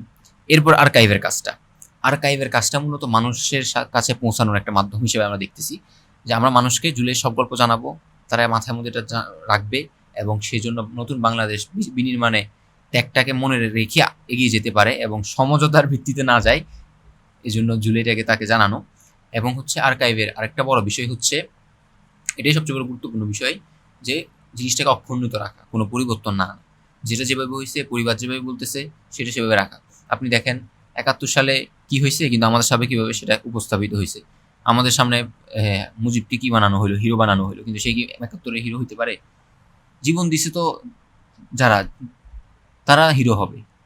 তো এইভাবে মানে জুলাইয়ের আরও একটা বড় বিষয় হচ্ছে, অলরেডি যেটা দেখতে পাইতেছি, 2টা ধারা হয়ে যাবে জুলাইয়ের। একটা হচ্ছে সুশীল ধারা, আর একটা হচ্ছে জুলাইয়ের আসল ধারা। তো সুশীলে কি বলতে চাইবে জানেন? যে জুলাই আমরা করতে গেছি হচ্ছে গণঅভ্যুত্থান ঘটানোর জন্য, আর হচ্ছে আরেকটা শ্রেণী ইসলামপন্থীরা বা একটা শ্রেণীর উপর দায় দিয়ে দিবে যে তারা গিয়েছিল হচ্ছে ভাঙচুর করার জন্য, এরকম একটা পয়েন্ট কিন্তু তারা দিবে। এবং এটার মঞ্চ কিন্তু এখন থেকে প্রস্তুত করা হয়েছে। কিভাবে? আপনি দেখবেন বলা হয় যে যাত্রাবাড়িতে মাদ্রাসা ছাত্ররা বেশি অবদান রাখছে, এই জিনিসটা ন্যারেটিভটা তার হয়ে গেছে না? কিন্তু যাত্রাবাড়িতে অবশ্যই অবদান রাখছে, কিন্তু যাত্রাবাড়ি থেকেও অবদান রাখছে এরকম অনেক জায়গায়ও আছে। মোহাম্মদপুরের ছাত্রদের অবদান ছিল প্রচুর, উত্তরাতে ছাত্রদের অবদান ছিল। 18 জুলাই যে কয়েকজন শহীদ হয়েছে তাদের মধ্যে 3জন মাদ্রাসার ছাত্র ছিল। অন্য জায়গায় অবদান রাখছে, সেই জায়গাগুলো তারা চুপচাপ করে স্কিপ করে গিয়ে যাত্রাবাড়িটাকে কেন চাপা দিচ্ছে? কারণ যাত্রাবাড়িতে একটা ভাঙচুর, আগুন ধরার একটা পরিবেশ তৈরি হয়েছিল। এটার পিছনে কি কোনো শক্তি ছিল? ছিল না। এটা ছিল মানুষের জনরোষ, রাগ, ক্ষোভ। মানে এরকম যদি হইতো, দাঁতের বদলে তো দাঁত, চোখের বদলে তো চোখ, যদি এরকম হইতো তাইলে কিন্তু জুলাইয়ের প্রতিটা ব্যক্তির শাহাদাতের পিছনে একজন করে হত্যা করা কথা ছিল। পুলিশদের মধ্যে কি এরকম হয়েছে? কয়জনকে হত্যা করা হয়েছে? 44 জন না 45 জন মাত্র। আমি কোনো হত্যায় কাম্য না, কিন্তু যেটা হয়েছে যাত্রাবাড়িতে 115-20 জনকে শাহাদাত বরণ করছে এই পুরো জুলাইয়ের টাইমে, তাদের বদলে যাত্রাবাড়ি অঞ্চলে মাত্র 5 জন পুলিশ মারা গেছিল, পুলিশ মানুষের জনরোষের শিকার হয়ে। এরকম যদি হইতো, কোনো এজেন্ডা থাকতো, তাহলে কিন্তু পুরো থানা সাফ করে ফেলতো মানুষ। মানুষের কিন্তু এই ক্ষমতা ছিল, লাখে লাখে মানুষ সেখানে জমাত হয়েছে, কিন্তু মানুষ ভালো পরিচয় দিছে। তো 15 বছর পর যেটা হবে, বলার চেষ্টা করা হবে যে জুলাই একটা বিপ্লব ছিল, গণঅভ্যুত্থান ছিল, কিন্তু আরেক দল গেছে ভাঙচুর করতে। এরকম কোনো কিছু তো আলাদা ছিল না। তো এই জন্যই আর্কাইভটা জরুরি, যে যেটা যেভাবে হয়েছে সেটা সেভাবে রাখা। ইতিহাস লেখার দায়িত্ব কি জনগণের নাকি রাষ্ট্রের? মানে রাষ্ট্রই কি শুধু দায়িত্ব নেবে, নাকি জনগণ লিখবে ইতিহাসটা? ইতিহাস রাষ্ট্র লেখার দায়িত্ব, এটা সত্য। কখন? যদি রাষ্ট্র নিরপেক্ষ রাষ্ট্র হয়। কিন্তু আমাদের দেশে তো নিরপেক্ষ রাষ্ট্র নাই, এরা নিজের দলের রাষ্ট্র হয়, সবার আগে নিজের দল। তো যার কারণে এটার দায়িত্ব মানুষকে নিতে হবে, যে আমরা জুলাই আমরা যেটা দেখছি সেটা আমরা ওইভাবে লিখে রাখবো, এটাকে ইতিহাস সংরক্ষণ করব যাতে এটা বিকৃত না হয়। এবং হাদি ভাই তো বলছিল যে কিছু ছেলেমেয়ে থাকবে যারা নিজের জীবনের মায়া ত্যাগ করে, নিজের পরিবার পরিজন ত্যাগ করে তারা দেশের জন্য, জুলাইয়ের জন্য লড়ে যাবে। তো সেই ছেলেমেয়েটা আমরা হইতে চাই জুলাই লেখার মাধ্যমে, জুলাইকে জীবিত রাখার মাধ্যমে। যদি আজকে শহীদরা আবার ফিরে আসে, তারা এসে বাংলাদেশে যদি এই অবস্থা দেখে তাহলে তারা কি আক্ষেপ করবে, আফসোস করবে, নাকি স্বাভাবিকভাবে নেবে? আর যদি আফসোস করে, কি আফসোস করবে? শহীদরা তো ফিরে আসবে না, কিন্তু যারা যদি একটা- ফিরে আসতো, মানে আমরা তো এটা- ইমাজিন করতে পারি। হ্যাঁ, ইমেজিনটা আপনি শহীদদের ক্ষেত্রে আহতদের করেন, যে ছেলেটা একটা পা হারাইছে, স্কেটিং করতে পারতো ছেলেটা এখন আমার বলতেছে, ভাই স্কেটিং করতাম, খেলতাম, দৌড়াইতাম, পা নাই, এখন দৌড়াইতে পারি না, হাঁটতে পারি না। হ্যাঁ, তারপরে যাই হাত নাই, দুইটা চোখ নাই, দুই চোখ হারানো ভাই। একদিন কল করি, বলে যে ভাই আপনি তো শহীদদের গল্প লেখেন, আমাদের দুই চোখ হারানোদেরকে নিয়ে কিছু করেন। বলছেন ভাই কেন, অবশ্যই করবো, কিন্তু মানে এই মুহূর্তে আপনার এত আক্ষেপ কেন? তো সেই বলতেছিল, ভাই দুইটা চোখে দেখি না, আপনি একবার চিন্তা করেন আমার জায়গা থেকে, আমি সারা জীবন সবকিছু দেখছি, আমার মাকে দেখছি, আমার পরিবারকে দেখছি, আমি ফুল দেখছি, আমার রাষ্ট্র দেখছি, আমি সবুজ দেখছি, ঘুরতে গেছি, এখন আমি সবই করি কিন্তু আমি কিছু দেখি না, আমার সব অন্ধকার। এটা যে আমার জন্য কতটা ট্রমার। হ্যাঁ, আমার চোখে আমি কিছু দেখি না, কিন্তু কান্নার সময় ঠিকও চোখ দিয়ে পানি বের হয়। তো সেটা বলতেছিল। এবং হাদি ভাই তো একটা ইন্টারভিউতে বলছিল যে আমাকে এক অন্ধ ব্যক্তি, জুলের চোখ হারানো ছেলে বলতেছিল যে আমাকে কি 1 সপ্তাহের জন্য বা একটু সময়ের জন্য কি দুইটা চোখ ফিরিয়ে দেওয়া যায়, আমার মার একটু আমি দেখবো। তো যারা আহত আছে তাদের আক্ষেপটা দেখলে বোঝা যায় যে দেশটা আসলে কোথায় আছে। তারা হাত হারাইলো, পা হারাইলো, কিন্তু এখন তাদেরকে বিভিন্ন ফ্রেমিং এর মাধ্যমে, হাজার হাজার কোটি টাকার একটা মিডিয়া ফ্রেমিং এর মাধ্যমে তাদেরকে ভিলেন বানায় দেওয়া হইতেছে, এবং এটার বিরুদ্ধে কেউ সোচ্চারও না। তো ফিরে আসলে শহীদরা আফসোস করতো, অথবা এরকম এই দেশের জন্য আর কেউ জীবন দিও না, এটা সব মরে মরে তারা নিজ উদ্যোগে টাকা নিয়ে প্রতিটা মরে মরে লাগাই দিত, আমার মনে হয় আর কি। আবার যদি জুলাই হয়, তখন কি মনে হয় আবারও মানুষ এরকম ঝাঁপিয়ে পড়বে? এটা আসলে একদম মানে করা কথা যে বাংলাদেশের মানুষ আসলে প্রচুর বিপ্লবী, এবং এটা বাস্তব। আপনি এই যে দেখেন, তুমি তো একটু আগেই বললে যে যদি শহীদরা আবার ফেরত আসতো, হয়তো তারা জুলাই আবার জন্য না হয় বা এরকম কিছু না হয়, কেউ যেন দেশের জন্য জীবন না দেয়, তাইলে এটা দুইটার কথা কন্ট্রাডিক্টরি হয়ে যাচ্ছে। হ্যাঁ, কিন্তু ওই যে বললাম বিপ্লবী, তো তারা জীবন দিবে, ভুলে যাবে, আবার তাদের উপর জুলুম হবে, তখন তার মাথা আবার ওই যে মানে দেওয়ালে পিঠ থেকে যাবে, ওই তখন যে তার আবার উপলব্ধি হবে যে না, আমার লড়াই করার সময় আসছে, এবার লড়াই করার উপায় কি, এবার লড়াই করার জন্য রাজপথে নামে জীবন দিবে। কিন্তু জীবন দেওয়ার পরে এটাকে জিতিয়ে রাখা এবং হচ্ছে কালচারাল ভাবে এটাকে এস্টাবলিশ করা, এই বিপ্লবটাকে বিপ্লব হিসেবে নতুন বিনির্মাণ তৈরি করা, এই জায়গায় বাঙালি নেই। কিন্তু যখন ওই যে আবার তার উপর জুলুম হবে, দেওয়ালে পিঠ ঠেকবে, তখন যে সে আবার রাস্তায় নামে জীবন দিবে। তো জীবনে দিবে, এটা সত্যি। কেন জানেন, দেখেন ইন্ডিয়াতে ককরোচ জনতা পার্টির আন্দোলন চলতেছে, তো তারা হচ্ছে অনেক দিন ধরে আন্দোলন করতেছে, কিন্তু ওই জুলাইয়ের একটা দিনের মতো ক্রেজনেস তারা এখনো তৈরি করতে পারেনি, পারবেও না। কেন পারবে না? কারণ ওইগুলো বাঙালি না, বাংলাদেশি না, ওরা বাংলাদেশি মানুষের রক্ত অন্যরকম। তো তারা জীবন দিবে, এটা আমি বিশ্বাস করি। এবং ইসলামের জন্য কিন্তু একটা চূড়ান্ত বিজয়ের দিকে যাবে। ইসলামের জন্য একটা বড় লড়াই হবে, সেই লড়াইয়ে মানুষ আবাবিলের মতো নেমে আসবে, এটা নিয়ে কোনো সন্দেহ নাই, এটা আল্লাহ তাআলার ওয়াদা। তবে এটার জন্য যে প্রস্তুতি আমাদেরকে দরকার, এই প্রস্তুতি আমাদের নিতে হবে।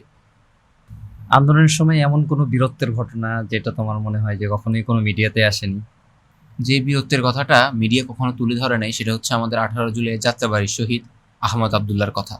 আমার বইয়ের জুলাইয়ের আবাবিল বইয়ের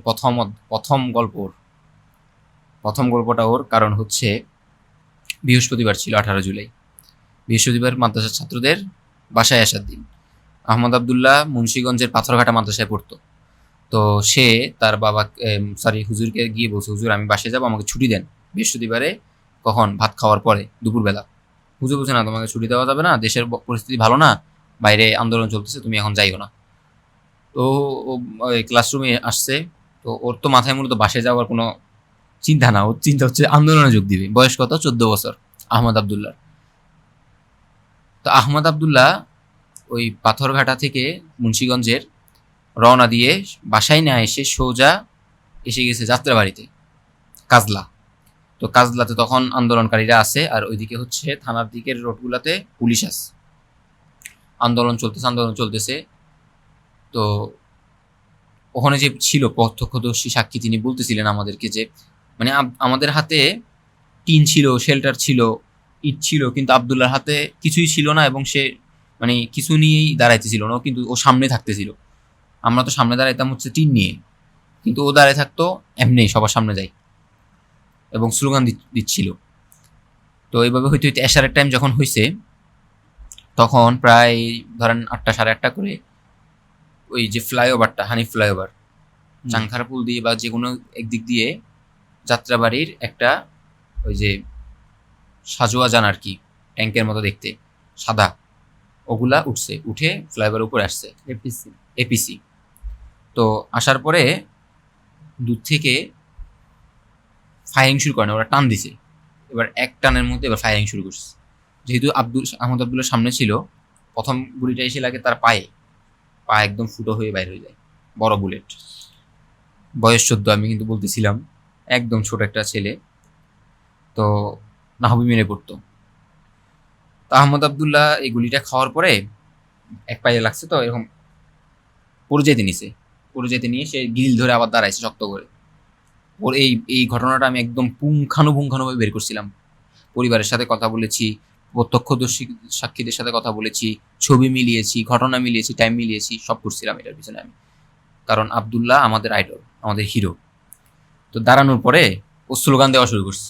ওর পায়ে গুলি লাগছে, পড়ে যাচ্ছিল, দাঁড়িয়ে পা দিয়ে গল গল করে রক্ত বের হইতেছে, কিন্তু ও দাঁড়ায় আবার স্লোগান দেওয়া শুরু করছে। ততক্ষণে ওই এপিএস গাড়িটা, এটা ফ্লাইওভার, আব্দুল এখানে দাঁড়ায় আছে, এপিএস গাড়ি পার হয়ে গেছে, আর এদিকে মানুষ যারা আছে তার পিছে দৌড়ান শুরু করছে। কিছুজন পরে গাড়ির নিচে পিষ্ট হয়ে গেছে, 2-3 জন পড়ছিল, পিষ্ট হয়ে গেছে।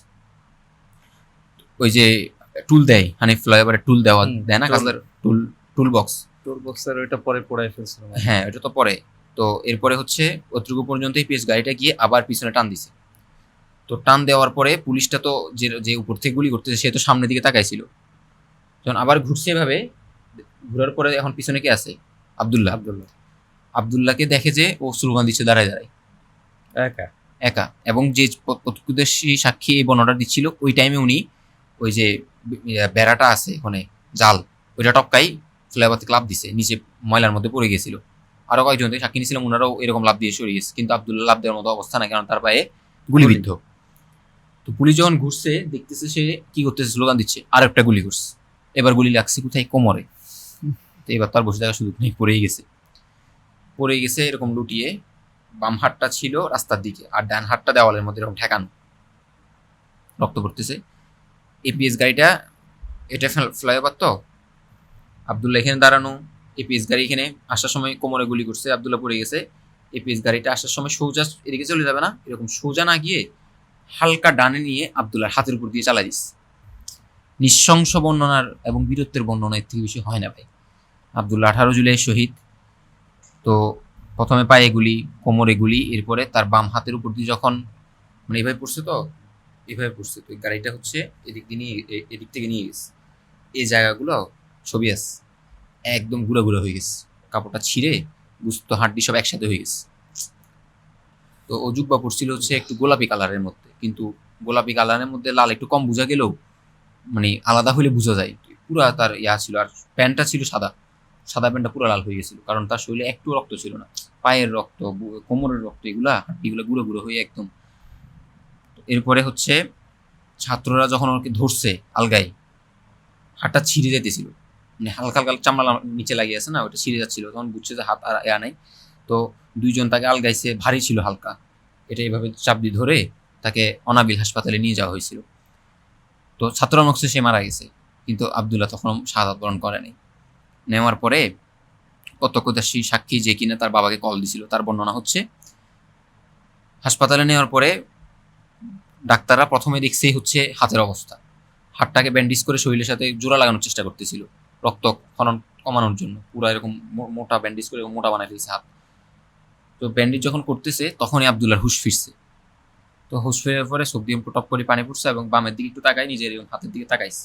একদম এইভাবেই হয়েছে ঘটনাগুলো, মানে আমি এটা সবচেয়ে পুঙ্খানুপুঙ্খানুভাবে আমি এটা বলতে পারবো, কারণ আমি এটার চারপাশের বর্ণনা শুনছি আমি। তো যখন তাকাইছে, নিজের হাতের দিকে তাকাই, মানে এই অবস্থা গুঁড়ো গুঁড়ো হয়ে গেছে, ওর চোখে দিয়ে কয়েক ফোঁটা পানি পড়ছে, ব্যথা। এরপরে হচ্ছে যে ছেলে বর্ণনা দিচ্ছে, সেই ছেলে তাকে বলছে যে তোমার নাম কি এবং তোমার পরিবারের নম্বর দাও। তো মানে নিজের নামটা বলতে পারে নাই, মায়ের নম্বরটা কোনোভাবে ভুলছে। পরে তার মায়ের নম্বরে কল দেওয়ার পর তার বাবা ধরে জানতে পারছে ছেলের অবস্থা। এরপরে মায়ের নম্বরটা বলার পরে সে শাহাদাত বরণ করছে।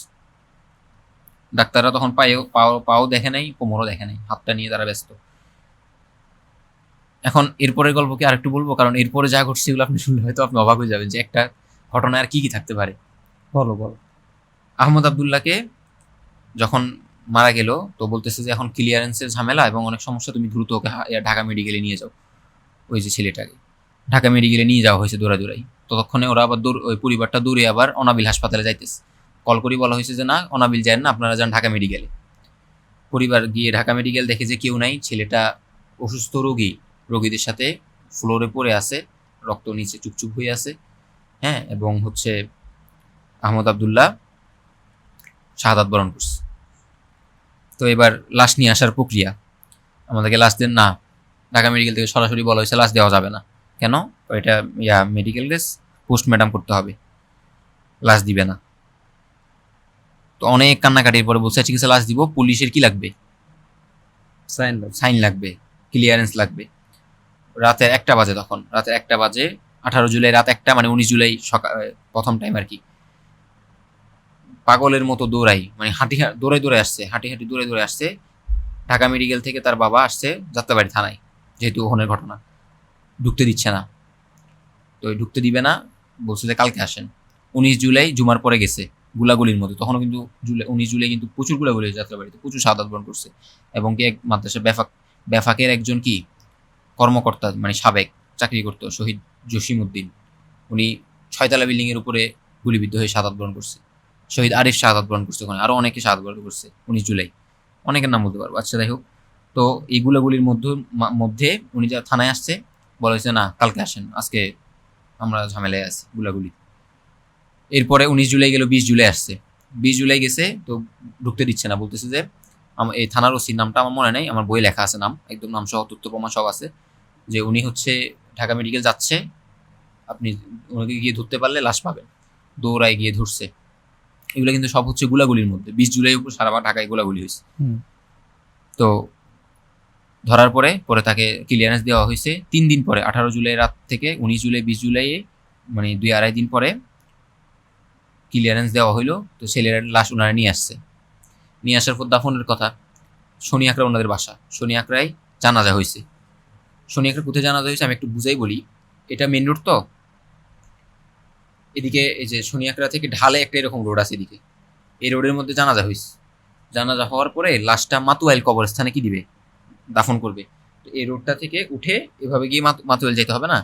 মেন রোডে যখন লাশটা নিয়ে উঠতেছে তখন ওখানে শত শত মানুষ। মেন রোডে যখন উঠছে, শনি আকরার যেই ফুটওভার ব্রিজটা, সেখান থেকে মানুষকে লক্ষ্য করে গুলি শুরু করছে পুলিশ। মানে একদম যেভাবে হয়েছে আমি এইভাবে বলছি, কারণ এই ঘটনা আমার থেকে ভালো কি বলতে পারবে না, আমি বলতে পারবো এটা, কারণ পুঙ্খানুপুঙ্খানুভাবে ঘটনা বিস্তারিত জানছি আমার, এবং আমার বই সর্বপ্রথম ঘটনা এটা, এটাতে ভুল হওয়ার কোনো সুযোগ নাই। মানে এগুলো যেহেতু আর্কাইভ হবে ভিডিও, আমি জন্য বলে রাখতেছি।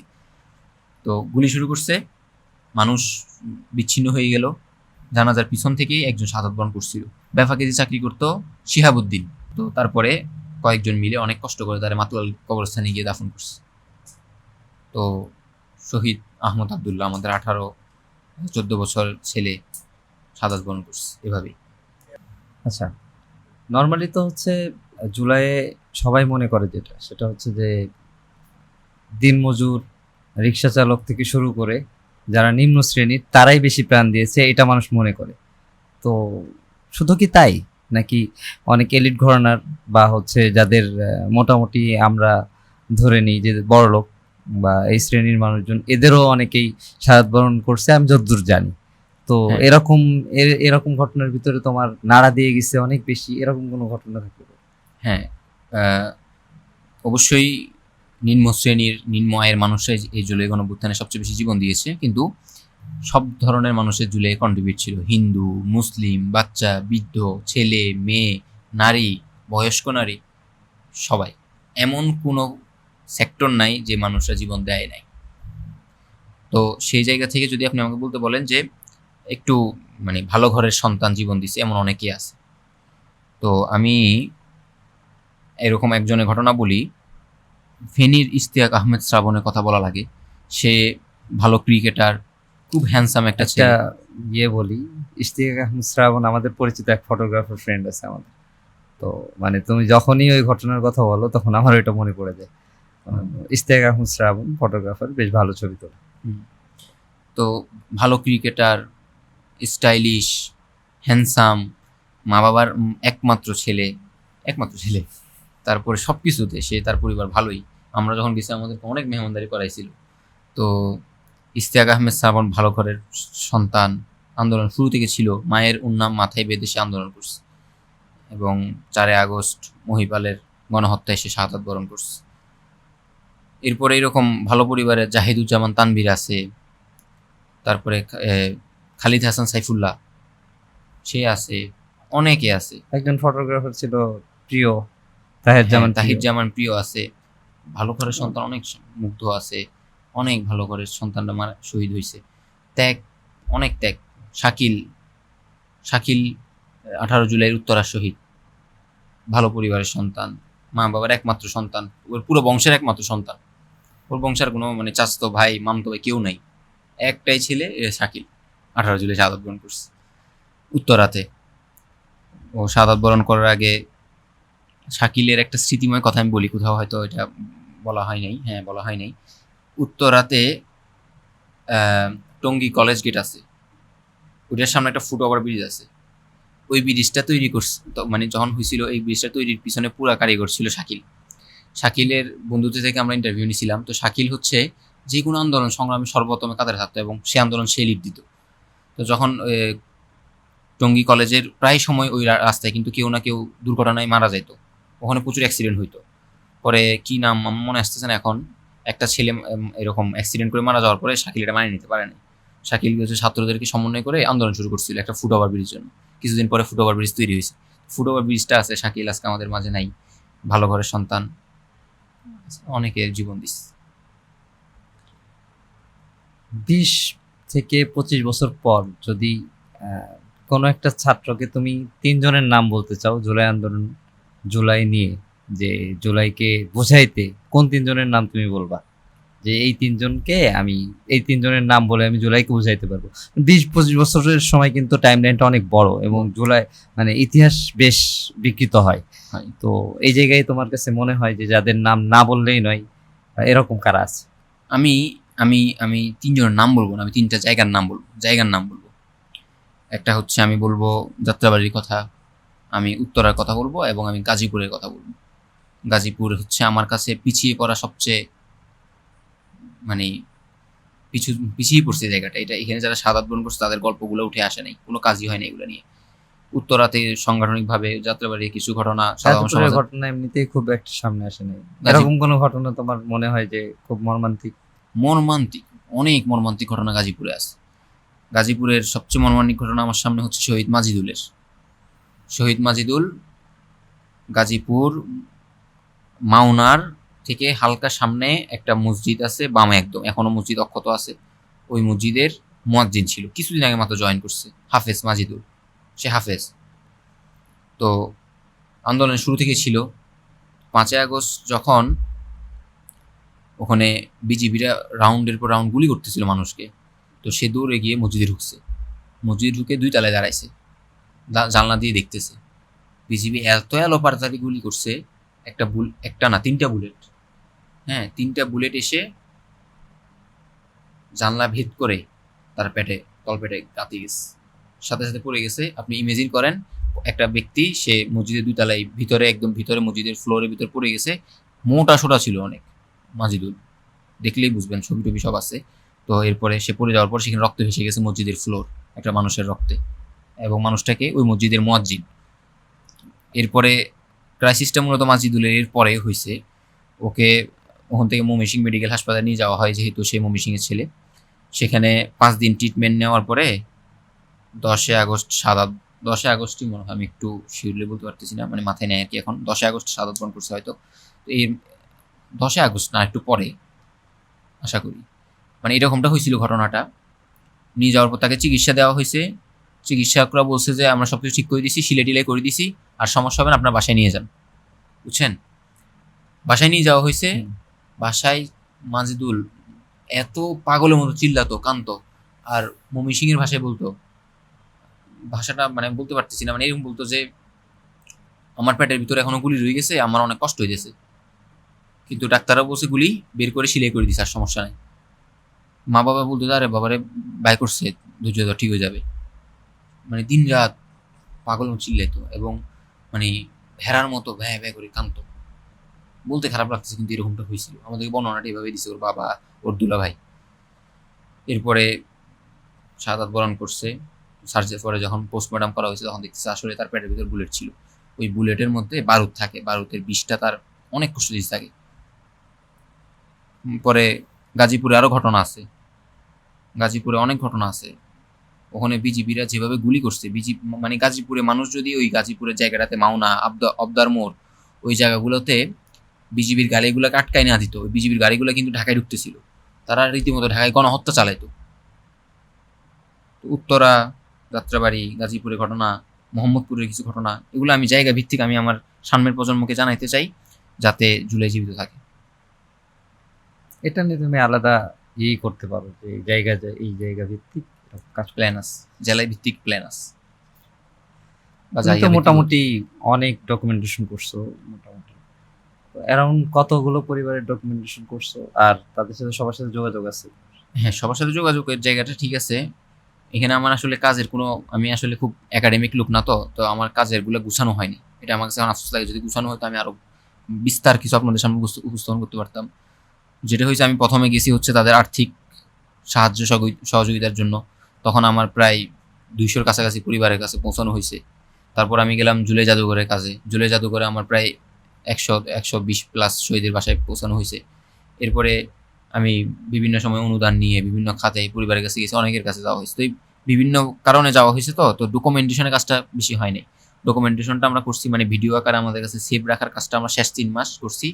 বাংলাদেশের 51টা জেলায় গিয়ে আমরা লম্বা সফর করছি 3 মাস। আমরা মাদ্রাসা শহীদদের 87 জনের গল্প তুলে নিয়ে আসছি। এটা ডকুমেন্টারি আকারে আমাদের কাছে রেকর্ডেড আছে, আর অন্যগুলো রেকর্ডেড নেই। আমরা তাদের কাছে গেছি, গল্পগুলো জানি, এরকম আর কি। তো ইনশাল্লাহ মানে শীঘ্রই এগুলোকে কিভাবে আর্কাইভাল আকারে, ডকুমেন্টারি আকারে নিয়ে আসা যায় সেটা নিয়ে কাজ করবো। মানে এটা তো লম্বা সময় কাজ চলতে থাকবে ইনশাল্লাহ। এমন কোনো প্রশ্ন তোমার কাছে আছে যে মনে হয় যে মানুষ তোমার এই প্রশ্নটা করুক কিন্তু কেউ কখনো করেনি, মানে জুলাই সম্পর্কে বা ইত্যাদি, এমন কোনো প্রশ্ন তোমার যদি মনে উকি দেয়? আমি দেখছি মানে যারা আকাম করে বেড়ায়, মানে আকাম মানে তার দ্বারা দেশের জাতির কোনো ফায়দা হয় না, ফালতুমি করি বেড়ায়, ফালতু কন্টেন্ট, বা হ্যাঁ সেলিব্রিটি হয়ে গেছে, খাবার খাইতে খাইতে সেলিব্রিটি হয়ে গেছে, হ্যাঁ তারপরে যাই হচ্ছে গাড়ি চালায় সেলিব্রিটি হয়ে গেছে, ছন্দ বলে সেলিব্রিটি হয়ে গেছে। এরা কিভাবে চলে, কিভাবে টাকা পায়, এগুলো নিয়ে কারো মাথা ব্যথা নেই। কিন্তু আমি যখন জুলাই নিয়ে কাজ করি, আমাকে বিভিন্ন মহল যারা হচ্ছে ইচ্ছা করে বিতর্কিত করার চায়, বিতর্কিত করতে চায়। কারণ আমি বিতর্কিত হয়ে যাওয়া মানে, যেহেতু আমি জুলাইয়ের কথা বলি, জুলাইকে বিতর্কিত করতে পারার একটা উপায় তৈরি হওয়া। তো বলে যে কিভাবে আমার আর্থিকভাবে আমি কিভাবে পারতেছি। তো আমি বলতে চাই সরাসরি যে আমাদের আর্থিক খাতটা অনেক দুর্বল, এই জন্যই আমরা কাজ করতে পারতেছি না। যদি আজকে আমাদের হাতে অনেক টাকা থাকতো, এই যে 2 বছর যথেষ্ট টাইম, 2 বছর কেন, 2 মাসও যথেষ্ট টাইম সারা বাংলাদেশের জুলাইকে ফুটিয়ে তোলার। এই প্রসেস আমার কাছে জানা আছে, কারণ আমি গেছি সেখানে। আমি দেখছি যে আমি কোন জায়গায় কাজ করতে চাইতেছি, আমার কাছে টাকা না থাকলে আমি পারতেছি না। তো আমি আমার আর্থিক জায়গাটা বলতে চাই যে আমি আর শাহেদ ভাই কাজ করি সবসময়। এরকম তো অনেক হয়েছে যে আমরা 2-3 দিন ভাত খাই নাই। ভাত কেন খাই নাই? ভাত খেলে 10 টাকা প্লেট, একটা প্লেট নিতে হয় হাফ, 20 টাকা, 20 টাকার ভাত। একদম নিম্নমানের ডালটা ফ্রি দেয়, ডালের সাথে খাইতে হবে ডিম ভাজি অথবা কি আলু ভর্তা। তো সাধারণত ডিম আলুর সাথে মিক্স থাকে, ওটা 25 টাকা। আমাদের 45 টাকা খরচ হইতেছে, 45 90 টাকা খরচ হইতেছে দুইজন যেহেতু। এক বেলায় 90 টাকা খরচ না করে আমরা এরকম চিন্তা করে কাজ করছি যে আমরা দুইজন 10 টাকা 10 টাকা 2টা পণ নিব, 10 টাকার চা নিব, 20 টাকা 40 টাকা দিয়ে আমাদের খাবার গ্রহণ হয়ে গেছে। এরকম অনেক দিন গেছে। তো টাকার জিনিসটা কি, গাড়ি ভাড়াটাই আমাদের খরচ হয়। এছাড়া আমরা অনেক কষ্ট করি আসলে খাবার দাবারকে মানে বিসর্জন দিয়ে আমার কাজ করছি। আমার মনে আছে যে হচ্ছে আমরা ইনকলাব মঞ্চের একটা ইনকলাব কালচারাল সেন্টারের একটা প্রোগ্রামে গেছিলাম, আর তোমরা সম্ভবত চট্টগ্রাম থেকে এসছো। তো শাহেদ কথাই কথাই মানে শাহেদের মুখ থেকে বের হয়ে গেছে যে সে সকাল থেকে তোমরা কিছু খাও নাই। আর আমি জোর করে আর কি মানে কিছু দেওয়ার চেষ্টা করছিলাম যে অন্তত খাবারটা করো। তো এই জিনিসটা আমি জানি, কাছ থেকে দেখি তোমাদেরকে বেশ। তো এই স্ট্রাগল গুলো তো আমার দেখা, চোখে দেখা। তো এই জিনিসটা অনেক হয়েছে। চশমা আমার আমার আমি একটা পডকাস্টে বলছি, এটা মানে দুঃখ থেকে বলছি। মানে দেখেন, এই যে বললাম আলতু ফালতু আমি করি বেড়াই, হ্যাঁ লাখ লাখ মানুষ তাদেরকে ফলো করে, তাদেরকে দেখে, কিন্তু তাকে নিয়ে কারো মাথা ব্যথা নাই যে এই ছেলেটা কিভাবে ইনকাম করতেছে। কিন্তু আমরা যখন জুলাইয়ের কথা বলি, বলার জন্য কাজ করি পরিবার বিসর্জন দিয়ে, তখন আমাদেরকে বলা হয় আর্থিক উৎস কি? হ্যাঁ, মানুষ তো ধান্দাবাজি করে খায়। কিন্তু আপনি মানে আমার আইডি চাইলে চেক করতে পারেন উপস্থিত, যে প্রচুর পরিমাণ মানুষ মেসেজ দেয়, বলে যে তোমাকে কিছু টাকা আর্থিকভাবে সাহায্য করতে চাই। আমি সরাসরি বলি যে আমাদের জন্য শুধু দোয়া করবেন। আমি জানি না এরকম এই পডকাস্টটা যারা দেখতেছে তাদের মধ্যে এরকম অনেকে থাকবে যে আমার এই কথাটা শুনছে, আমি বলছি আমি দোয়া চাইছি, অনেকে পাবেন। কেন? কারণ আমার একটা থিওরি হলো আমি কোনোদিন জুলাইয়ের কাজের জন্য মানুষ থেকে টাকা নিব না। আবার নিয়ে নেই যে এরকম না, নিছি, নিয়ে কি করছি, শহীদ পরিবারকে কোনো না কোনো হেল্প করে আসছি। অটো কিনে দেওয়ার চেষ্টা করছি, গরু কিনে দেওয়ার চেষ্টা করছি, কোরবানির সময় গুস্ত পৌঁছে দেওয়ার চেষ্টা করছি, কিছু কিছু ছোট ছোট চেষ্টা করছি। মানে এগুলো কিছুই না, যদিও নিজের জন্য কখনো নিই নাই। কেন নিই নাই? কারণ হচ্ছে যেহেতু জুলাইয়ের কাজ করতেছি, জুলাইকে তো সবাই বিক্রি করছে এক কথায়, এটার মাধ্যমে অনেকে বেনিফিশিয়ার হয়েছে। তো আমরা কিছু পোলাপাইন থাকি না যে আমরা লস প্রজেক্টে থাকি কিন্তু জুলাই আমাদের দ্বারা উপকৃত হোক, ওই চিন্তা ভাবনা থেকে আমি নিই না। এটার জন্য আমাকে অনেকে বকা দেয় যে না নিবা, আমি নিই না। কারণ আমার কথা হচ্ছে আমি জুলাইটাকে এতটা ফ্রেশ রাখতে চাই এবং এই ত্যাগটাকে এত ফ্রেশ রাখতে চাই যে এটা প্রশ্নবিদ্ধ যেত না হয়। কারণ প্রশ্নবিদ্ধ তো অনেকের মাধ্যমে হয়েছে, আমাদের মাধ্যমে হবে না, হইতে দিব না, এটাই আমাদের টার্গেট। তোমার কি কখনো কোনো শহীদ পরিবারের কাছে গিয়ে মনে হয়েছে যে তাদের ঋণ আমরা কখনোই শোধ করতে পারবো না, মানে তাদের এই ত্যাগ, এই প্রতীক্ষা, এইটার ঋণ কখনো শোধ করা সম্ভব না? প্রতিটা গরিব শহীদ পরিবারের কাছে গেলে এটাই মনে হয় যে দেখেন না, গরিব বলতে গরিব তো গরিবই, মানে আর্থিকভাবে সচ্ছল না, তো তার উপার্জনক্ষম ব্যক্তিরা শাহাদাত বরণ করছে, এবং যেহেতু উপার্জনক্ষম ব্যক্তিরা শাহাদাত বরণ করছে তাদের বাসায় কিন্তু আর টাকা ঢুকার কোনো রাস্তা নাই, বাইরে হওয়ার রাস্তা আছে, খরচ হবে, অল্প স্বল্প খায় বাঁচে। এই পরিবারগুলোর কাছে গেলে নিজের কাছে অসহায় মনে হয়। অনেক যদি পরিবার যদি জুলাই না হতো তাহলে তোমার জীবন কেমন হতো? অনেক গুরুত্বপূর্ণ প্রশ্ন, অনেক গুরুত্বপূর্ণ প্রশ্ন। আমার এটা মনে হয় শাহেদ ভাই ভালো উত্তর দিতে পারবে, কারণ কিছুদিন আগে উনি এক জায়গায় বলতেছিল, মানে একজন জিজ্ঞেস করছে আর কি যে ও কি বিবাহিত, তো শাহেদ ভাই বলতেছিল যে হ্যাঁ ও তো বিবাহিত। তো বলতেছে কখন বিয়ে করছে, জুলাইয়ের পরে। শাহেদ ভাই এরকম এরকম এরকম এরকম একটা আওয়াজ দিয়ে উনি হাসি উঠছে এবং বলতেছিল যে জুলাইয়ের পরে যদি ও বিয়ে করার কথা আসতো ও তো এখনো বিয়েই হইতো না, কারণ ও এখন জুলাইয়ের পরে মিনি বিয়ে করবে এই স্বপ্ন দেখা ও জীবনও হইতো না, কারণ জুলাইয়ের পরে একটা মেয়ে হয়েছে, ওই মেয়েটারেও সময় দিতে পারেনি, বিয়ে করার কথা এটা তো সম্ভবই না। তো জুলাই না আসলে যেটা হইতো, আমি প্রচুর ঘোরাঘুরি করি। আমি জুলাইয়ের আগে আমার ওয়াইফের সাথে এক বছরে প্রচুর পরিমাণ ঘুরছি। আমার একটা লিস্ট আছে, হ্যাঁ, বাসায়, যে আমি 400-এর উপর জায়গায় আমরা গেছি। মানে এটা পর্যটক কেন্দ্র, পর্যটক এলাকা হোক বা এমনি হোক, আমরা গেছি, আমরা প্রচুর পরিমাণ ঘুরতাম। তো জুলাইয়ের পর থেকে তেমন ঘোরা হয় না, বলতে ঘুরাই হয় না। তো জীবনটা অনেক সুন্দর থাকতো, মানে এখনো সুন্দর আছে। আমি এখনো খুশি যে আমার যে ভাইটা, আমার যে বোনটা, আমার যে বাবাটা, মাটা জুলাই জীবন দিয়ে ফেলছে। আছে আমার মায়ের সমান সমবয়সী, কিন্তু মায়ের সমবয়সী না, সমবয়সী 60 বছর বয়সী বৃদ্ধ মহিলা আছে যে জুলাই জীবন দিচ্ছে। এই জন্য বললাম মায়ের কথা।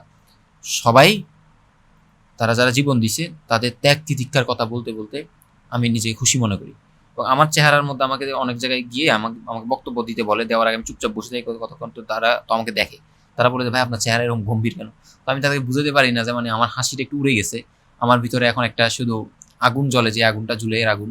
এই আগুনটা ভালো লাগে আমার অনেক, মানে এটা উচিত সবার মধ্যে ছড়িয়ে পড়া, যাতে তারা সচেতন হয়, দেশ নিয়ে ভাবে।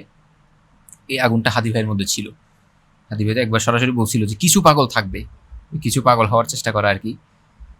তো অনেক কিছু হইতো, ভালো কিছু থাকতো, মেয়েকে অনেক সময় দিতে পারতাম। আমার মেয়ের আজকে 30 তারিখ, আর একদিন পরে 1 তারিখের পরে 2 জুলাই আমার মেয়ের একটা বছর হবে। আমি মনে হয় না এই 1 বছরে আমি আমার মেয়েকে 3 মাস সময় দিতে পারছি।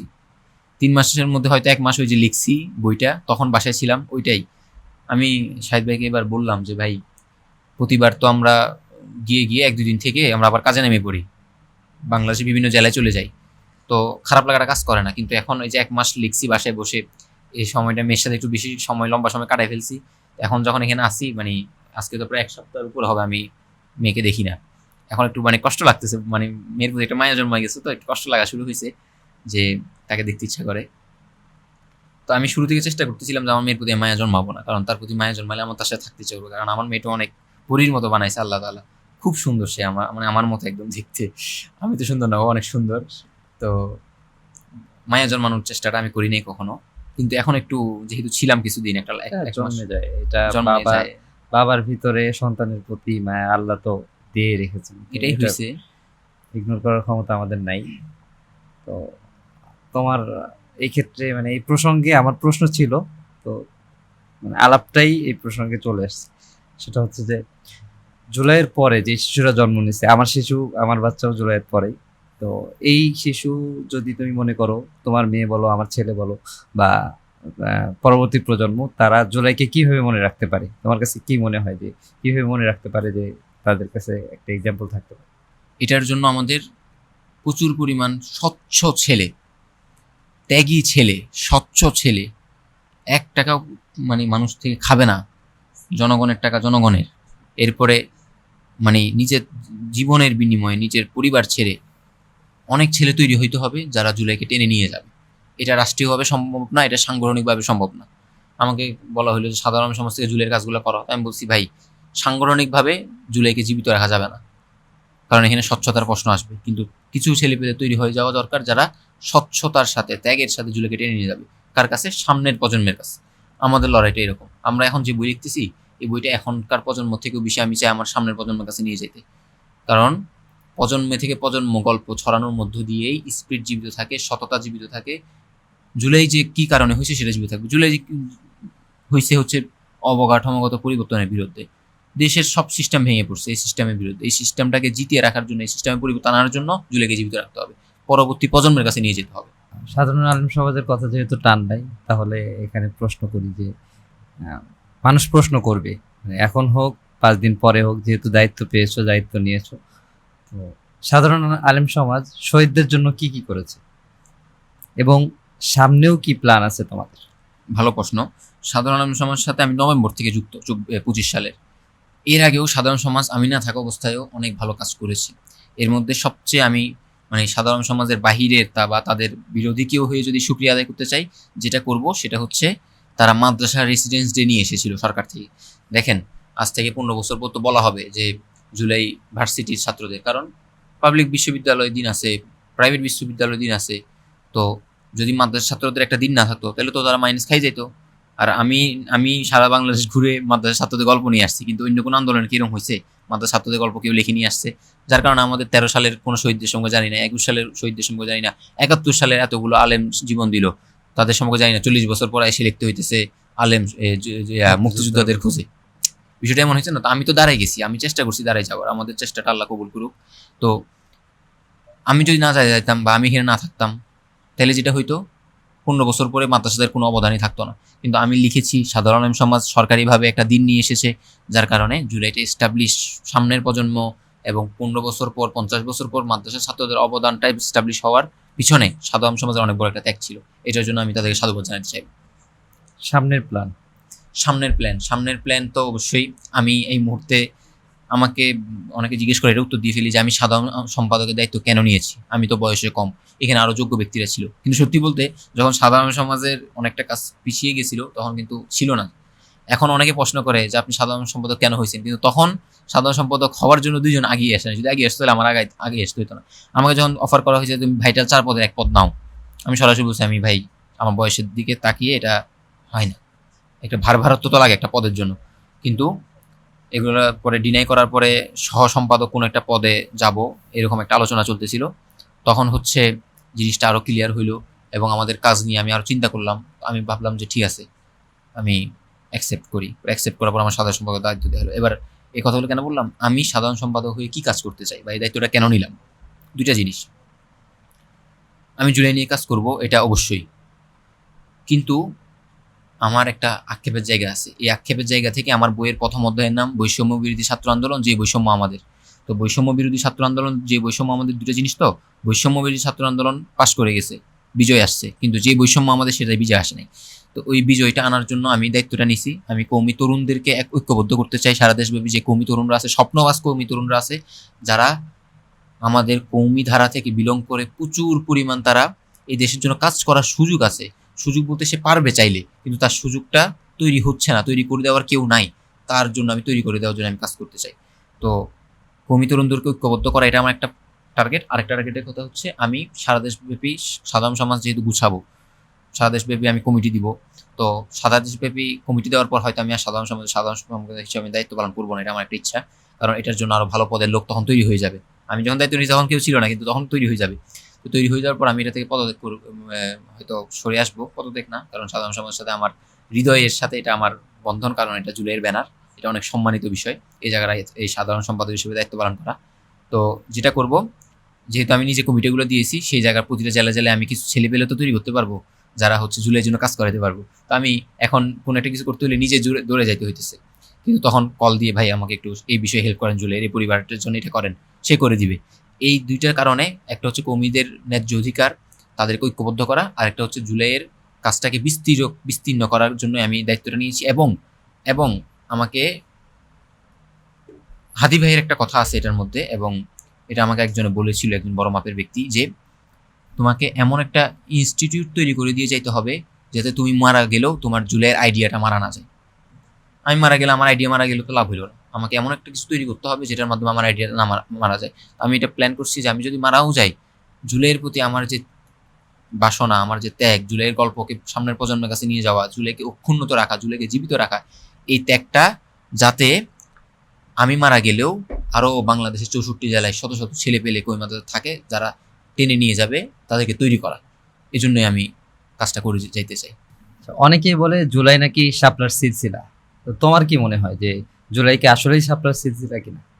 মানে জুলাই শাপলা থেকেই পরবর্তীতে ইন্সপায়ার হয়ে জুলাই হয়েছে কিনা? সিলসিলা অবশ্যই, তবে সিলসিলা থেকে আমি বেশি দেখবো এক গাছের দুই ঢাল হিসাবে। দুই ঢাল না, ওখানে আরো অনেক ঢাল আছে। ওই অনেক ঢালের মধ্যে দুইটা ঢাল হচ্ছে একটা জুলাই, একটা শাপলা।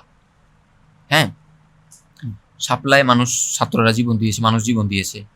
হ্যাঁ, জুলাইতেও জীবন দিয়েছে। শাপলা মানে হাসিনা পাশ করে গেছে, জুলাই এসে পাশ করে যেতে পারে নাই। তো শাপলাটা সিলসিলা অবশ্যই। কেন? জুলাই তো একদিনের ত্যাগ তিতিক্ষা থেকে আসে নাই। জুলাই আসছে হচ্ছে অনেক রক্তের উপর দিয়ে আবার রক্ত। হ্যাঁ, এই রক্তটা কোথায় দেওয়া হয়েছে? 9 সালের পিলখানায়, 13 সালের শাপলায়, 21 সালের মোদি বিরোধী আন্দোলনে, নিরাপদ সড়ক আন্দোলনে, তারপরে যাই কোটা আন্দোলন 2018 সালে। এভাবে অনেক ত্যাগের মধ্য দিয়ে এসেছে। তার মধ্যে শাপলা একটা অনেক টাচফুল জায়গা, যেটা আসলে সিলসিলা জুলাইয়ের অনুপ্রেরণা জায়গাতে। তবে এর থেকেও বড় কথা আরেকটা সিলসিলা আছে, সেটা হচ্ছে জুলাই কোথা থেকে শিক্ষা নিয়েছে, সেটা শাপলা থেকে শিক্ষা নিয়েছে। মানে শাপলাই গণহত্যা চালানোর পরে শেখ হাসিনা কিভাবে পাশ করে গেছে, এই যে একটা বিষয়, এটাকে সামনে রেখে জুলাই হয়েছে। জুলাইও যাতে পাশ না হয়, এটার জন্য কি কি করতে হবে, ওই শাপলা থেকে শিক্ষা নিয়ে কিন্তু এটা হয়েছে এখানে। আচ্ছা, এখন যদি তুমি পুরো দেশের তরুণ সমাজ ধরো তোমার সামনে, মানে একবারেই তরুণ যারা আমাদের বয়সী বা আমাদের থেকে ছোট বড়, তো তরুণ যারা আছে, এরা যদি তোমার সামনে থাকে, তোমাকে যদি বলা হয় 2টা মিনিট তুমি তাদের সামনে কথা বলো, তাহলে তুমি কি কি বলবা? চোখ বন্ধ করে বলে ফেলো। আমার স্বপ্ন এটা যে আমি আমার তরুণ ভাইদের সামনে কথা বলবো। আমি 2 জন পাইলেও তার সামনে যে কথা বলি, 20 জন পাইলেও তার সামনে সেই কথা বলি, পুরো শহরাবর্তী উদ্যান মাঠ ভরে গেল সেই কথাই বলবো। হৃদয়ে নিংড়িয়ে আমি বলবো যে আমার ভাই, এই দেশের জন্য চোখ বন্ধ করে আমার বয়সী, তোমার বয়সী, আমার বাবার বয়সী, আমার মায়ের বয়সী, আমার বোনের বয়সী, আমার ছোট ভাই, আমার নিজের 1 বছরের বাচ্চা, সেটা একটা তার বয়সী বাচ্চারা জীবন দিয়ে ফেলছে। কিসের জন্য দিছে? আমাদের নতুন বাংলাদেশ বিনির্মাণের জন্য। অতএব চোখ বন্ধ করে তারা যেরকম জীবন দিয়ে ফেলছে, আমাদেরকেও চোখ বন্ধ করে দেশের জন্য সততার সাথে কাজ করে যাইতে হবে, যাতে দেশ নতুনভাবে তৈরি হয়, আগের কাঠামো ভেঙে পড়ে। এটার বিকল্প নাই। মানে এরকম তো হইতে পারে না ভাই, এতগুলো মানুষ জীবন দিল, সেই জীবনের বিনিময়ে আমরা নতুন বাংলাদেশ পাইলাম না। আমরা আবার একই দুর্নীতির দিকে যাচ্ছি, আমরা আবার চাঁদাবাজির দিকে যাচ্ছি, আমরা আবার মানে দেশকে আগের যে রেজিন আছে সেই সিস্টেম ফিরে যাইতেছি। সব জায়গায় দলীয় লোক, মানুষের মূল্যায়ন নাই। হ্যাঁ, হাসপাতালে গেলে বেডে না শুয়ে নিচে পড়ে থাকতে হইতেছে। তারপরে যাই, মানে এমন কোনো সেক্টর না যেখানে রাষ্ট্রীয় যন্ত্রের কি নাই, অবহেলা নাই। এই অবহেলা যদি আবার চলে, তো এতগুলো জীবনের মানে কি? অতএব এটা পরিবর্তন আনার জন্য যারা জীবন দিয়ে গেছে তাদের পরে এবার আমাদের মাঠ পর্যায়ে চোখ বন্ধ করে সততার সাথে কাজ করার দরকার। প্রতিটা নেতার, প্রতিটা ব্যক্তির, রাষ্ট্রীয় পর্যায়ে সবার এই দায়িত্বটা নিয়ে নেওয়া দরকার। এটাই আমি বলবো, সততা এবং এবং ত্যাগটাকে মনে রাখা। এই জন্য ত্যাগ মনে রাখার জন্য আমি সবসময় আমার ত্যাগটাকে বলি। আপনার কাছে মনে হতে পারে যে আকিব আব্দুল্লাহর আইডিয়া আছে, সে তো চাইলে যে কোনো পোস্ট দিতে পারে। আমার মেয়ের সাথে তো আমি একটা ছবি সবসময় ছাড়তে পারি, 2 দিন পর একটা ছবি ছাড়লে তো ভালোই। আমার কথা হচ্ছে, আমাকে যারা দেখবে তারা জুলাই সম্পর্কে জানতে হবে। আমি যে কথাটা জুলাই জানি সেটা তাকে জানতেই হবে। ত্যাগটা ট্রেন আপনি হৃদয়ে অনুভব না করলে আপনি দেশকে ভালোবাসবেন কিভাবে, বা এই নতুন দেশটা যে তৈরি করা হবে এটা আপনি ফিল করবেন কিভাবে? এই জন্য আমি এটা বলবো। ধন্যবাদ দর্শক, এতক্ষণ ধরে আমাদের সাথে থাকার জন্য। আমরা এতক্ষণ কথা বলছিলাম সাধারণ আলেম সমাজের সাধারণ সম্পাদক আকিব আব্দুল্লাহর সাথে। আমরা তার থেকে অনেক অনেক কথা জানতে পেরেছি জুলাই সম্পর্কে। আমরা সামনে আরো অন্য কোনো গল্প নিয়ে অন্য কারোর সাথে আসবো। সেই পর্যন্ত সবাই ভালো থাকবেন, সুস্থ থাকবেন। আসসালামু আলাইকুম।